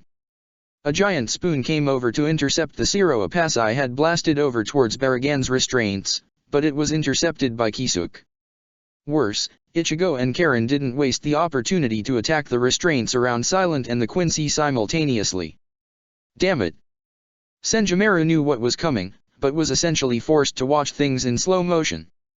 Both attacks made impact with Senjimera's frozen restraints, and the audible sound of a crack echoed throughout the battlefield. As the smoke receded from Apasi's Siro, the tiniest of holes could be seen over the restraints binding Baragan. Through it, the red gleam of spiritual energy flickering within murderous hollowed eyes chilled the hearts of all who saw it. Respira! Purple miasma rushed out of the hole, clinging to the surface and forcibly tearing apart the hole until it grew wider and wider.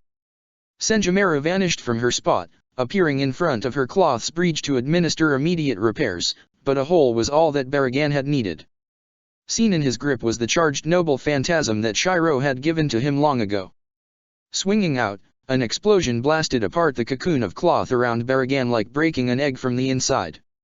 Swept in the shockwave, Senjimera was forced back. By the time the smoke cleared, Baragan was free, and with that, an immediate expulsion of decaying mist erupted all around. Rot the tree! A voice called to Baragan all at once, and it infuriated him to no end.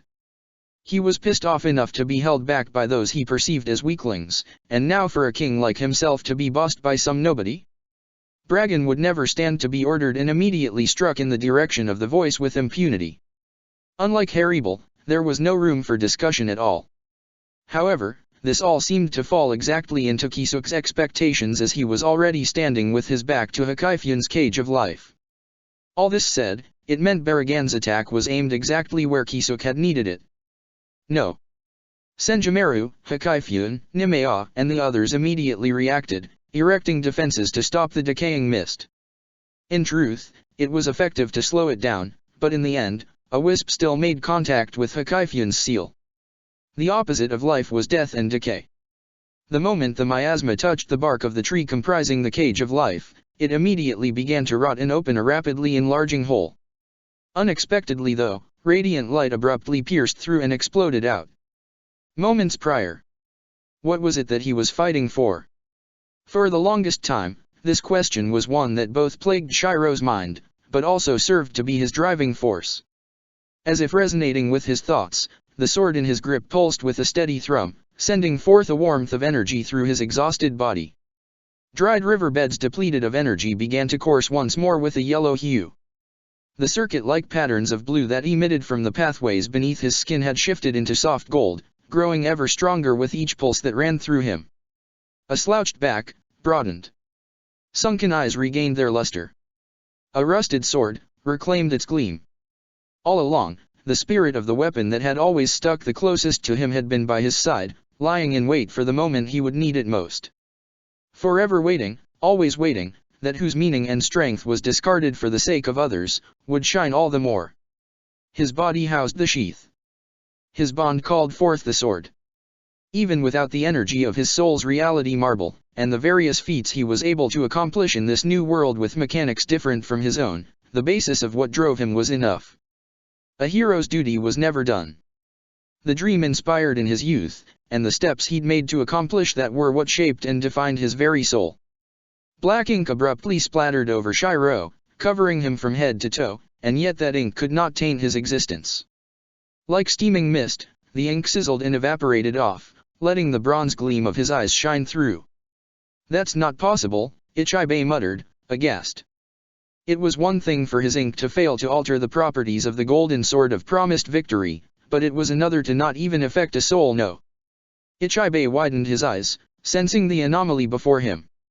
Shiro's soul was more akin to that of a Zanpakuto. A sword's spirit unsheathed and tempered across numerous battlefields. Coupled with the golden sword of promised victory, and the protection of an ever-distant utopia, the light of his soul was shining at its brightest. With trembling arms that gradually eased into an overhead slash, Shiro's focus reached its zenith. The balance that the Shinigami and Ichibe had fought for, what was it if not to maintain dominion over the world's realms? Balance is a state of equilibrium. You can't have it if one side overpowers the other, and that was generally understood. However, its most basic meaning is uniformity, symbolized primarily by the weights of a scale, but this in itself was misleading. Shiro took in a breath, kindling the tranquil energy roaring from within him. Balance is still balance if everything is the same, no good, nor evil. Cut off one side of the scale, and all you have left is balance. It was rather crude and barbaric, yet it was also a type of solution. Still, just because it was correct, doesn't mean that it was right. Shiro sought not only victory, but an end to this conflict. If conflict was born from distinction, then what would happen if that distinction was removed? Why was it that the stronger a hollow became, the more humanoid they evolved? Hollows evolved from a chaotic and beastly state, into something more refined and humanoid. Why was it that a Shinigami's Bankai was a release of their repressed inner worlds? In contrast, Shinigami gained strength from the release of their Zanpakuto, manifesting the representation of their inner selves in their Bankai. Perhaps, there was already an answer no one had been willing to acknowledge. Both have a tendency to evolve closer to the other, and in a way, it made sense. In Shiro's former world, spirits were simply that, spirits one and the same. Hollows and Shinigami were both derived from souls to begin with, both seeking out what they were missing. Departed souls become hollows due to lingering attachment and emotion, seeking out fulfillment of these things to close the hole in their souls. Shinigami, accordingly, possess the opposite problem. Their souls do not suffer from a hole caused by lingering attachment or emotion, but instead vie for a release of suppressed emotion and inhibitions. Hollow and Shinigami. This marked difference could be attributed to their natural tendency. Shiro already had a template in mind. Spirit origin, the basis of heroic spirits. Whether they be hollow or Shinigami, it was just a matter of alignment. In heroic spirit terms, hollows were essentially alters, while Shinigami were originals, either neutral, or lawful. He would directly deprive the Shinigami of their purpose in the genocide of all hollows. A new balance would be made, a new world order where even if conflict and grudges exist, it wouldn't be from some overhanging sense of righteousness or justification. The determination that bled into him only further resonated with the sword in his hands. Victory was something found beyond the precipice of defeat. It was the action of attaining all virtue and all honors in what could only be described as the prevailing of one's conviction over another. So long as Shiro knew what was required of him, and the purpose it would serve for those that relied on his protection, then the sword of his soul would never know of defeat. The final foe stood before him. The last obstacle. Ready yourself. Shiro spoke hoarsely, throat dry, yet features growing firm as he prepared a swing to cleave the way beyond a misted veil. No. No. Ichibe grasped tightly onto the handle of his brush, and immediately channeled the full brunt of his energy. True blade. He intoned. Space rippled before Ichibe's brush faded into a circular band of smoke that revolved around him. In its simplicity was the right to imbue all with a written name that could rewrite all properties through the power of words. Let kings be reduced to the strength and bearings of ants. Let mighty oaks and evergreens be nothing more than twigs. Thus was the overwhelming law Ichibe's true blade had sole sovereignty over. Dog. Ichibe swung his hand down, but Shiro made no attempts at evasion. Words of ink formed over Shiro's skin, creating distinct text and writing that began to heavily cover him, but he remained unblinking. Like trying to stick tape over a wet surface, the words would stick, but would no sooner ooze and slide off. Cat.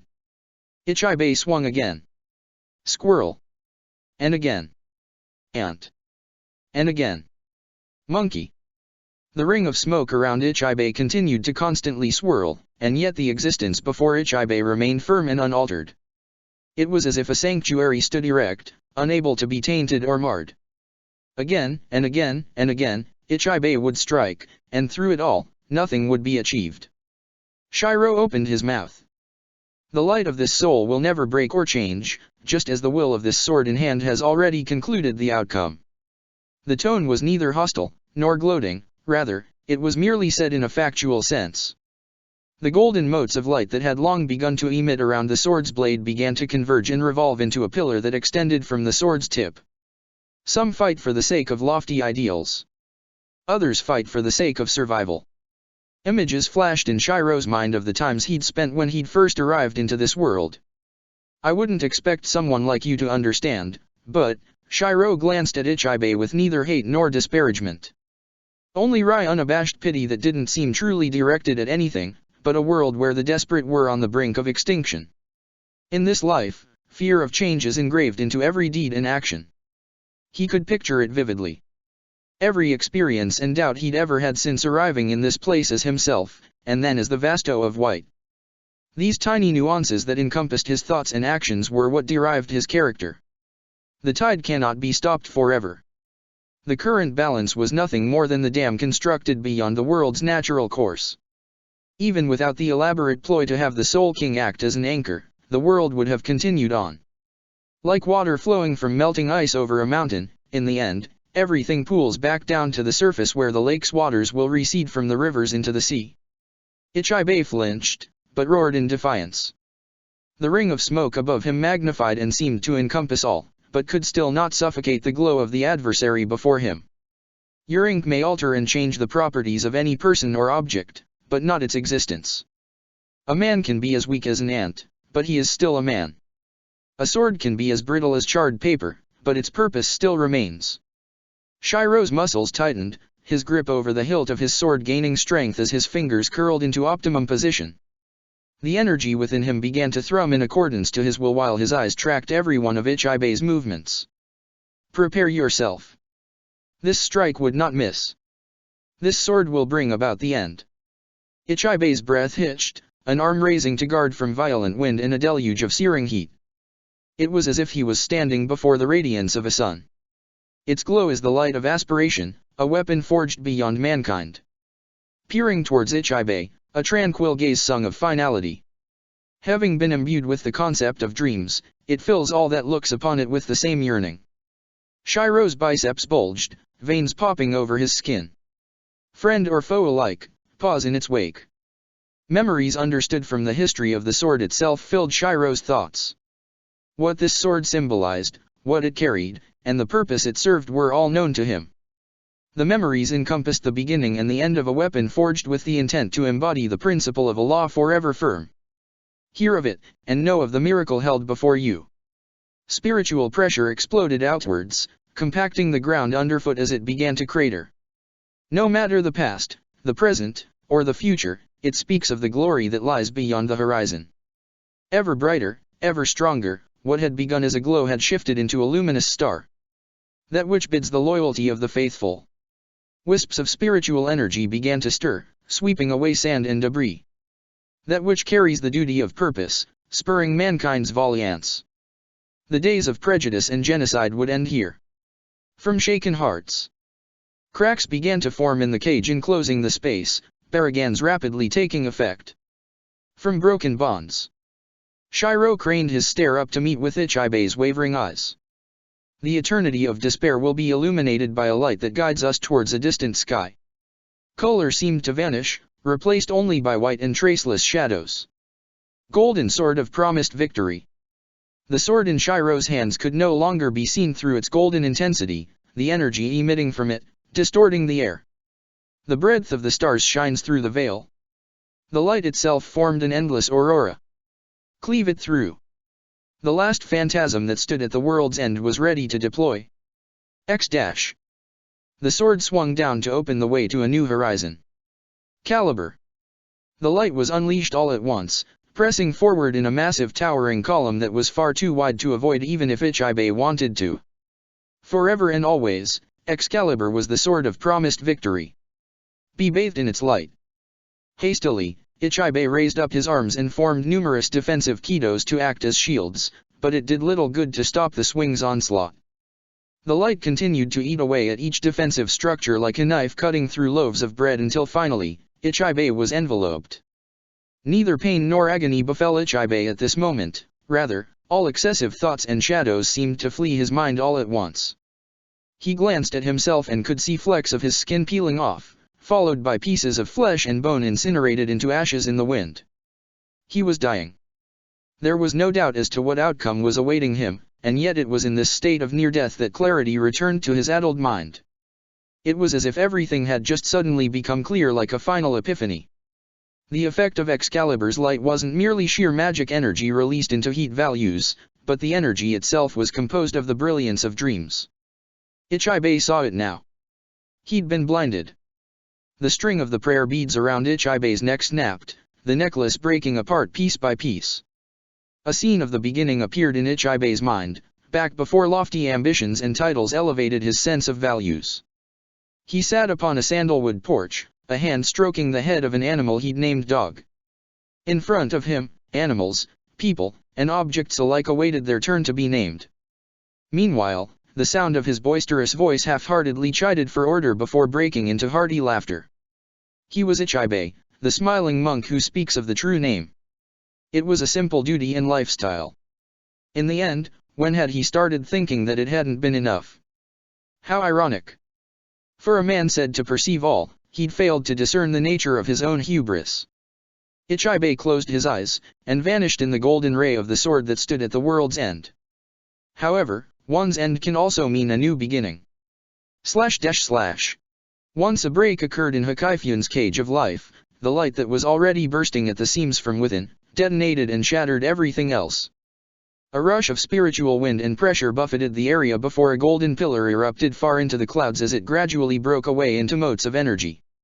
Like glowing sand, the energy then rained down over all, hollow, Shinigami, Quincy, and human alike. Senjumaru, Hakaifuan, and the remaining royal guard shuddered, staring down at the growing transparency of their bodies. They were fading away. Shiro's final strike wasn't aimed solely at Ichibei, but at the final concept Ichibei and the royal guard embodied as the last vessels of the Soul King. Their blood and bones had become that of the Soul King himself after ingesting the Soul King's flesh. Under Excalibur's light, the vestiges of the old balance maintained by the royal guard were broken. No longer was there a Soul King, Waiwak, or Shiro himself to try and preserve the old order. As such, the royal guard who were directly tied to the Soul King were now also vanishing.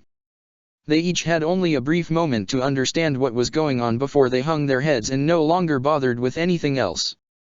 This was the end. In the blink of an eye, the royal guard was no more, leaving only the hollows, Shinigami, and the lingering Quincy at odds with each other. However, this too wouldn't remain the same. Excalibur's light not only poured down over the members of the royal guard, but everyone. As the serene warmth of Excalibur's glow touched upon the malefic energies of the hollows, a reaction occurred in accordance with Shiro's intentions. What's going on? Apasai panicked as the fragments of her hollow bone mask began to fall off to reveal unblemished skin. More shockingly, her hollow hole was rapidly filling. This light. Apasai's case wasn't an isolated incident, but rather the beginning, the most complex of which was Araniro, but that was an incident for another time.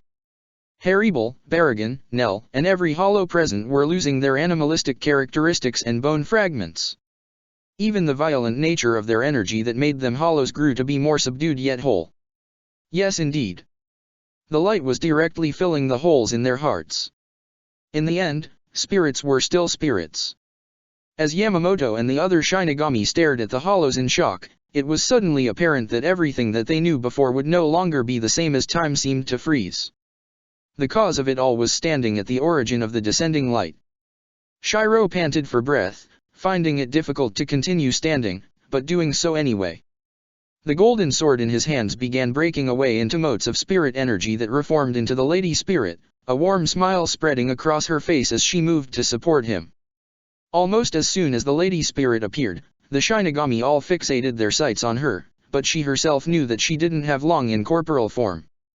The Zanpakuto spirits were able to materialize as a direct result of Shiro's own abilities. By this point, Shiro's vision was already beginning to spin and blacken, leaving the Lady Spirit little time left. Taking in a breath, the Lady Spirit closed her eyes, and reopened the way to Avalon as she then disappeared and took her leave. In the end, she was content that her role was concluded. Staring up at the people regarding him, and the ever-distant utopia that opened up in the skies, Shiro allowed himself to fall onto his back in exhaustion. His eyelids felt heavy, his body sore all over, however, the edge of his lips curved upward just thinking about the future. The new order was complete. A road to heaven, a path to hell, and the human world as the middle ground where humans and spirits could settle their differences. His eyes gradually closed even as he heard panicked steps and voices dashing towards him. It sounded a lot like home.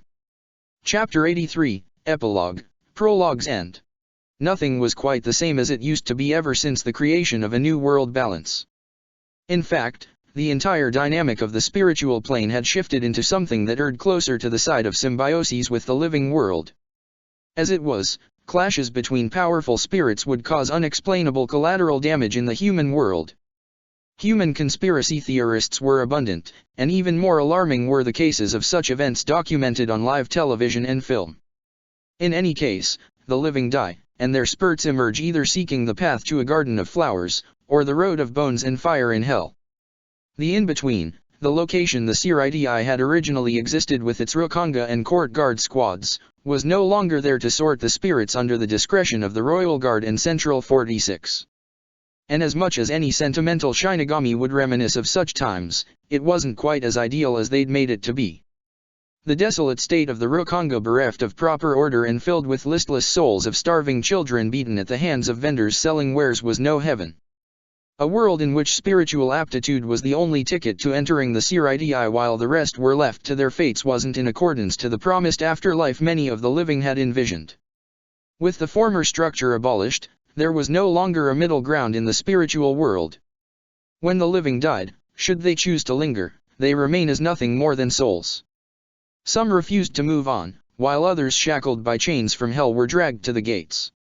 Hollowification in particular was offset by Avalon's distant glow that soothed and healed the holes left behind. The old prejudices of the past, the justification for battle, was no longer present. In the end, what everything had become was nothing more than a case of soul against soul. The passing of time would establish new orders, ambitions, and even desires. 5 years later. In a string of continually odd incidents, more and more inexplicable anomalies have been reported throughout Japan and Asia. Large plows of land have been upturned and destroyed by what many conservationists believe to be no natural disaster. Fingers point to terrorist bombings, or more darkly, covert government military testing. Closer to home, more disturbing cases of undisclosed property damage and cut power lines have been reported again in the Narita Ardash. The click of a remote shut down the flickering light of an old cathode ray TV haphazardly placed and wired in the middle of a shack in an isolated wood. Reception and electricity itself were horrible out in such a rural area, but the man who'd installed everything was nothing else but a genius. A man known distinctly by the pair of hat and clogs he constantly wore, grumbled to himself while lost in thought. Blood seeped through parts of his tattered clothing, and the stubble of his beard had grown scraggly after neglecting to groom it for too long. Kisuke Urahara had seen better days. The Soul Society and the Shinigami of the Siridi had broken off into smaller factions separated by ideology the day the old balance was destroyed. Masaka led what remained of the Quincy into hiding to start over again from scratch, teaching their arts to talented spiritually aware humans. She was helped by Ryokan Ishida of all people, and Kisuke had thought the man would never pick up his bow again. Regardless, the Quincy's numbers were severely few, but one shouldn't be misled and consider them weak. The remaining Quincy were the strongest of the bunch. The click of a door swinging open by its hinges alerted Kisuke to Yoriyuki returning with more bandages in tow held in her hands. Ah, the life of a fugitive, how insufferable. Kisuke found grim humor in his present circumstances. Not like he wasn't a fugitive in hiding before anyway. Kisuke, much like the other Shinigami, were being hunted by the radicals of the former Hollow factions. Most were comprised of those that reveled in the murderous feeling of battle, but others were motivated by more personal vendettas. Kisuke was the target of many of those. "What's insufferable is your tongue," Yoriyuki grouched, shaking her head, eyes laced with genuine concern. "Just how many enemies did you make?" "Enough, I suppose." Kisuke shrugged, trying to laugh it off, but Yoriyuki wasn't laughing. He deflated. Better a game of cat and mouse than the alternative. Kisuke was part of the neutral faction along with Shunsui and even the former head captain, choosing to take a back seat in order to watch how the new situation played out. However, even if Kisuk considered himself neutral, it mattered little for those hunting him down. Fortunately, he made use of the radical faction of Shinigami who refused to put down their swords against former Hollows to blunt most of the fallout. Squad 11 and their captain fell heavily into this category. Comparatively, the Shinigami of the new conservative faction found meaning in their existence by defending and mitigating the damage to the human world caused by clashes in the spiritual world. It was why most large-scale battles were fought outside metropolitan zones in populated areas. They also tasked themselves with ferrying stubborn souls to the Lady Spirit's heaven, which would be troublesome if too many people died at once as collateral battle damage. Slowly, surely, new structures of the afterlife were forming, and Kisuk had no real care for it when other priorities guided him forward even now. Just hold still. Yuryuki sighed, walking up to Kisuk and squatting beside him. Raise your arms, she ordered. I haven't finished bandaging you properly. Kisuk complied, and Yuryuki began helping him dress his claw-like wounds from a recent ambush by spirits named Noidara and Grimjo. Idly wiping away at the perspiration over her brow with her forearm, Yuryuki suddenly tightened the cloth she was wrapping around Kisuk's ribs and causing him to hiss. Oh, it hurts. Good. How heartless. The two fell into silence, Kisuk no longer responding, knowing that Yuryuki wasn't in the mood for his sort of dry humor. Not when she was giving him that look again, her eyes drawn to his left arm, then to other less than fleshy parts of his body. You know, Yuryuki tried to persuade Kisuk again. You could just grow it back using one of Mayuri's medicines or making one of your own. I could, but I think I kind of got used to this. Kisuk inspected his mechanical parts before focusing solely on his left arm, gripping it into a fist before relaxing it with a sigh. It was one of many injuries he'd sustained after using himself to goad Baragan in the clash against the Royal Guard. He'd not come out unscathed. Shaking his head, he no longer thought of the past. Besides, don't you think it looks cool? Oh, shut up already. Yuryuki glowered at Kisuk, but she just couldn't hide what she really wanted for long. Everything else she'd mentioned before were just distraction leading to this. The arm isn't the problem, she muttered. It was the wisp of Baragan's rot which lingered near Kisuk's heart, contained only by a hastily made Kido barrier that needed a constant supply of spiritual energy to maintain. Good old Haki's expertise was what was tentatively keeping the power at bay, but that balance could be shattered at any moment, and it frustrated Yuryuki more than anything. You promised you'd work on a solution. Maxwell's demon, the concept of supplying an endless supply of spiritual energy to fuel the Kido field. Kisuk shrugged, trying his best to console Yuryuki, but doing little when she only glared back. Yes. Honestly, I've been looking into it, but I've been kind of distracted as of late, as you well know. Yuryuki lightened her glare and grew thoughtfully pensive. They're coming, aren't they? MHM. Kisuk merely hummed in acknowledgement. Balance is only balance if both sides could contend against the other. It was the divide between major jurisdictions that didn't cross due to mutual vigilance. Too many things have changed here in the East for them not to.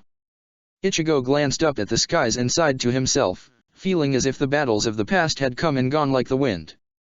Nothing was black and white in this world, and as a person who'd once stood on either side, he took this understanding the most to heart. Even now, after the battle of that day had ended and Avalon's light had let him regain his human form, nothing had changed. The days of constantly pushing himself to greater heights in power to protect those he cared for had been ground to a halt. Rather than life and death situations, his days had settled on the side of the mundane. He only really had to look forward to life and death battles against radical members of the Shinigami and former Hollows who couldn't reel in their bloodthirst. All his training and past efforts made him feel antsy, but he made do with training on his own, or helping out the Shinigami trying to prevent battles from affecting the innocent.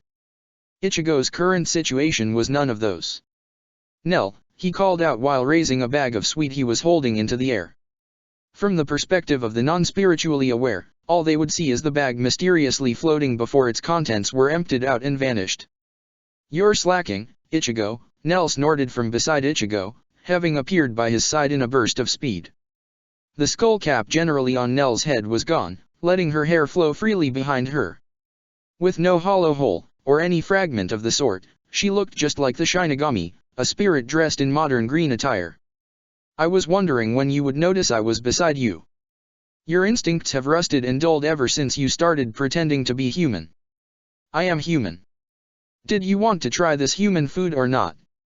Ichigo sighed, pulling back the bag he'd offered, rummaging through it, and pulling out a stick with 3 colored balls skewered through. Dango's pretty good, you know.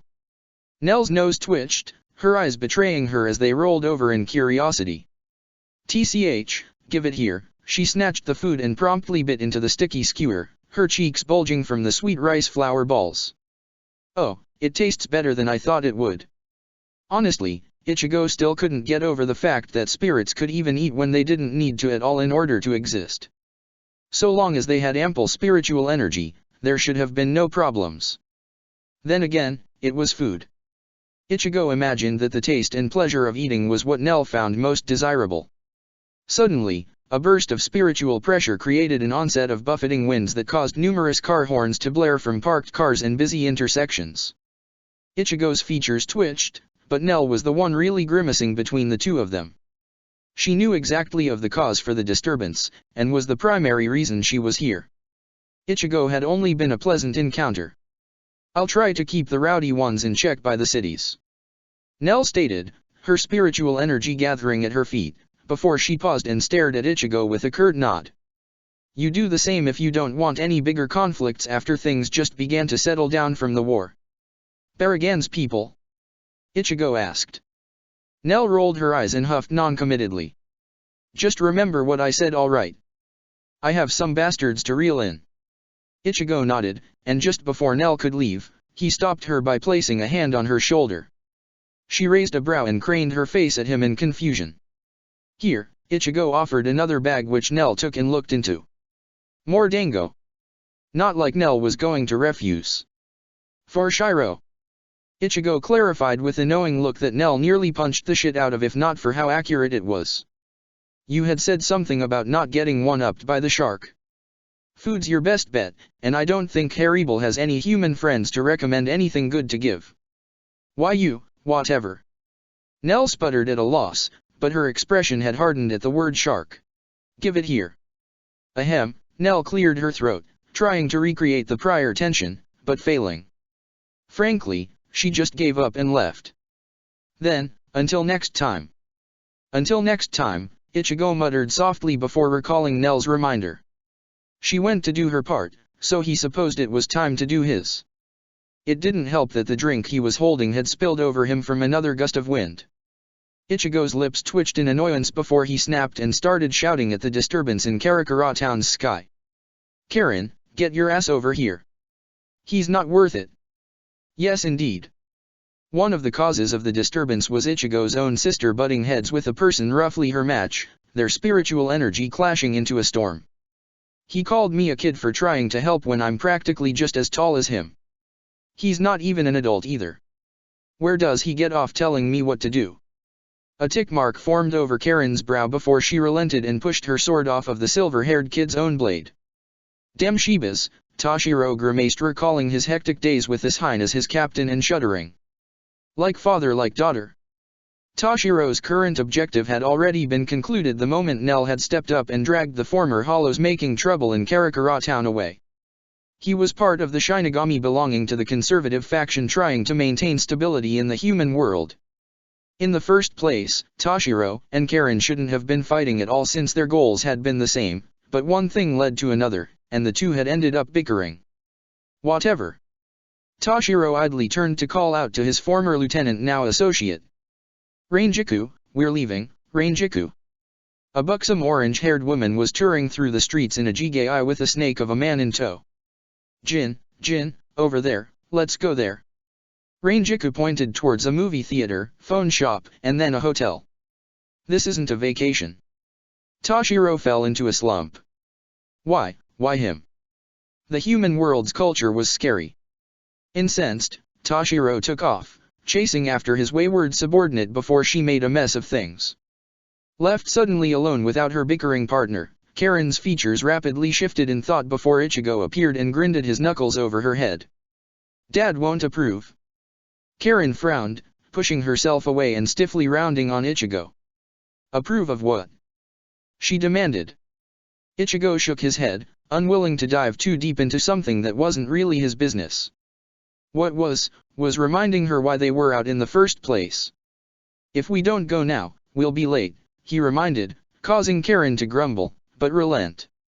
Their extended family, the Shibas, were apparently coming over to visit, and Yuzu had tasked them with buying groceries while she cooked with their mother. Speaking of their mother, she'd been busy not only with Quincy-related matters, but with both Karen and Yuzu. The two were mommy's girls. Given the chance, they had flocked to their mother's teachings about Quincy craft and abandoned old Goat Face's attempts to impart his knowledge about Shinigami training. Even Orium and the others were no different from Yuzu and Karen, especially Ishida. He'd gone right up and fallen in line with the other remaining Quincy with nary a hint of hesitation.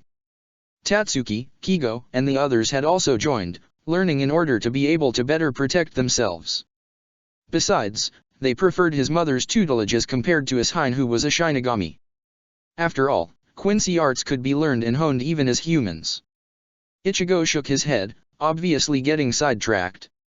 He and Karen had already gotten the groceries that Yuzu needed and had to head back home. Rookie and Renji were apparently joining the Shibas for the home visit, Rookie tagging along to reminisce of the past, and to help facilitate the bridge between some sort of cousin he'd never heard of. In any case, by the time Ichigo and Karen returned home to the Kurosaki residence, it was filled with the noise of bickering, provocations, and alcohol. Orium waving for the two to hurry as Ishida, Chad, and the others were already waiting, having come along with Masaki. As for the people of the hour, the members of the Shiba family, they were standing by Rukia while glaring at old Goat Face. Ichigo stepped forward, greeting each one. Kyokaku, Ganju, and Kyan, was it? The passing of time could feel slow for many, but could feel just as fast for others. Shiro fell into the latter category, too many thoughts and events blurring together in a set period. First of all, with both Hueco Mundo and the Siratii absent in the spiritual world, Shiro, like everyone else, had to take residence in the human realm. He'd settled in this world's parallel of Fuyaki City. Landmarks and people weren't exactly the same, but what was Ryado Temple, where Shiro ended up deciding to stay at. For him, the familiar location and setting was both the beginning and the end of the journey that led him here. Idly, Shiro sat while staring upon a lonely hill in the distance, as if waiting for something to come his way to no apparent avail. The events of the final battle of that day were likely engraved into everyone's minds, but of course, he'd been unconscious at the time, so he didn't have much of a direct account. Apparently, none of the Shinigami had been in much of a mood to capitalize on his weakness when Haribel and the others all but threatened death. And death was most certainly where the situation was leaning towards, if not for Silent's intervention with the other Quincy complicating matters. Hashwalth had declared Silent Waiwaka's successor, and the spiritual energy gathered within her was an irrefutable fact. Many such as Baragan had not been discouraged, but as if under one final act of mercy, Avalon's glow continued to shine over Shiro, protecting him. Any and all attempts to make contact with him were met with the inability to even touch him, leaving no motivation for even the hardliner Shinigami to remain. Everyone had begun to disperse from there, many former hollows giving chase, but the ones who could actually make a difference refused to follow. All stood around Shiro until he'd recovered, Baragan out of a sense of pride. Baragan would not risk the one person he found worthy of admiration to be given an underhanded death. If he and the others had left in pursuit, and Avalon's barrier stopped functioning, then without any defense, the Vasto of White would die. It wasn't as if Baragan had been in any rush anyway, Shiro mused, recalling the last time he'd seen Baragan. The thrill of the hunt was a large part of that man's entertainment to begin with. Like many former hollows, Baragan wasn't really one to stay idle, and the members that followed him spoke volumes, but Shiro had no plans of restraining him. To an extent, who Baragan killed, or what he did, would only be part of the world's natural course. You can't expect to provoke a conflict, and then to just simply walk away unscathed. Shiro wasn't that unreasonable. Still, Shiro had done enough. The present spiritual world looked to him as its strongest, but he was a person that neither sought prestige or recognition in the first place. He didn't lead, but his reputation preceded him, setting unspoken boundaries to limit what can and can't be done to avoid his intervention. Only those in the know would understand that he'd just gone into seclusion. The spiritual world's inhabitants didn't need him to make their decisions, and he didn't want to in the first place. He was content with what he'd already wrought. The wood of the patio in Ryudo Temple creaked as Shiro adjusted his posture, the action eliciting a squeak of protest from Lilynet, who'd been startled at his sudden movement. "Sorry," Shiro apologized, only for Starkey to snort in reply. Lilynet had been the one trying to sneak up on Shiro in the first place. Positioned near Shiro on Ryudo Temple's patio space were Starkey, Lilynet, and Coyote. Lilynet had grown restless and was pacing, but Starkey and Coyote were content lying on their backs, heads cradled with their hands, as they stared at the moon. Inside Ryudo Temple, the incessant sound of bickering from Apasai, Mila Rose, and Sung Sun echoed before Haribel of all people was pushed out to join Shiro and the others on the patio.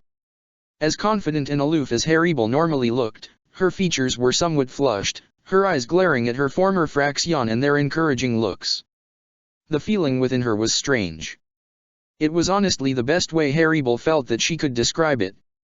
Her wild mane of blonde hair was tied up behind her, and she was wearing a loose one-piece garb made of cloth found in the temple, unlike Apasai and the others who'd pilfered clothes from the shopping district. Haribel's tongue refused to work, the woman settling on standing there in silence before a burst of spiritual energy drew everyone's attention.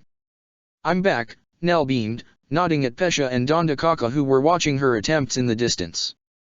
Haribel's eyes narrowed stiffly, feeling that there was something off here. And she was proven right when Nell tentatively pulled out some bag and began approaching Shiro with clearly ulterior motives. "I got something nice," Nell began, offering the bag in her hand to Shiro. "For you. It's dango. You know, a good-tasting human food I found." Oh, Shiro actually looked flattered, instantly causing Haribel a sense of crises while Nell looked hopeful. "If you like it, maybe we could, go around sampling more human world food," Nell proposed flightily. "That cock block. What sort of demeaning tactic is that?" Apasai hissed to Sung Sun and Mila Rose. She would have made a ruckus if Pesha didn't suddenly appear with "I'll fight you to the death" vibes. He was fully intent on stopping her, but Apasai wasn't alone. Sung Sun and Mila Rose made their moves, but were distracted by Dondakaka and Bawa Bawa. Unfortunately for Nell's plans and Haribel's inner relief, Nell's words had spurred someone else's attention. The mention of human food had Coyote perking up her ears.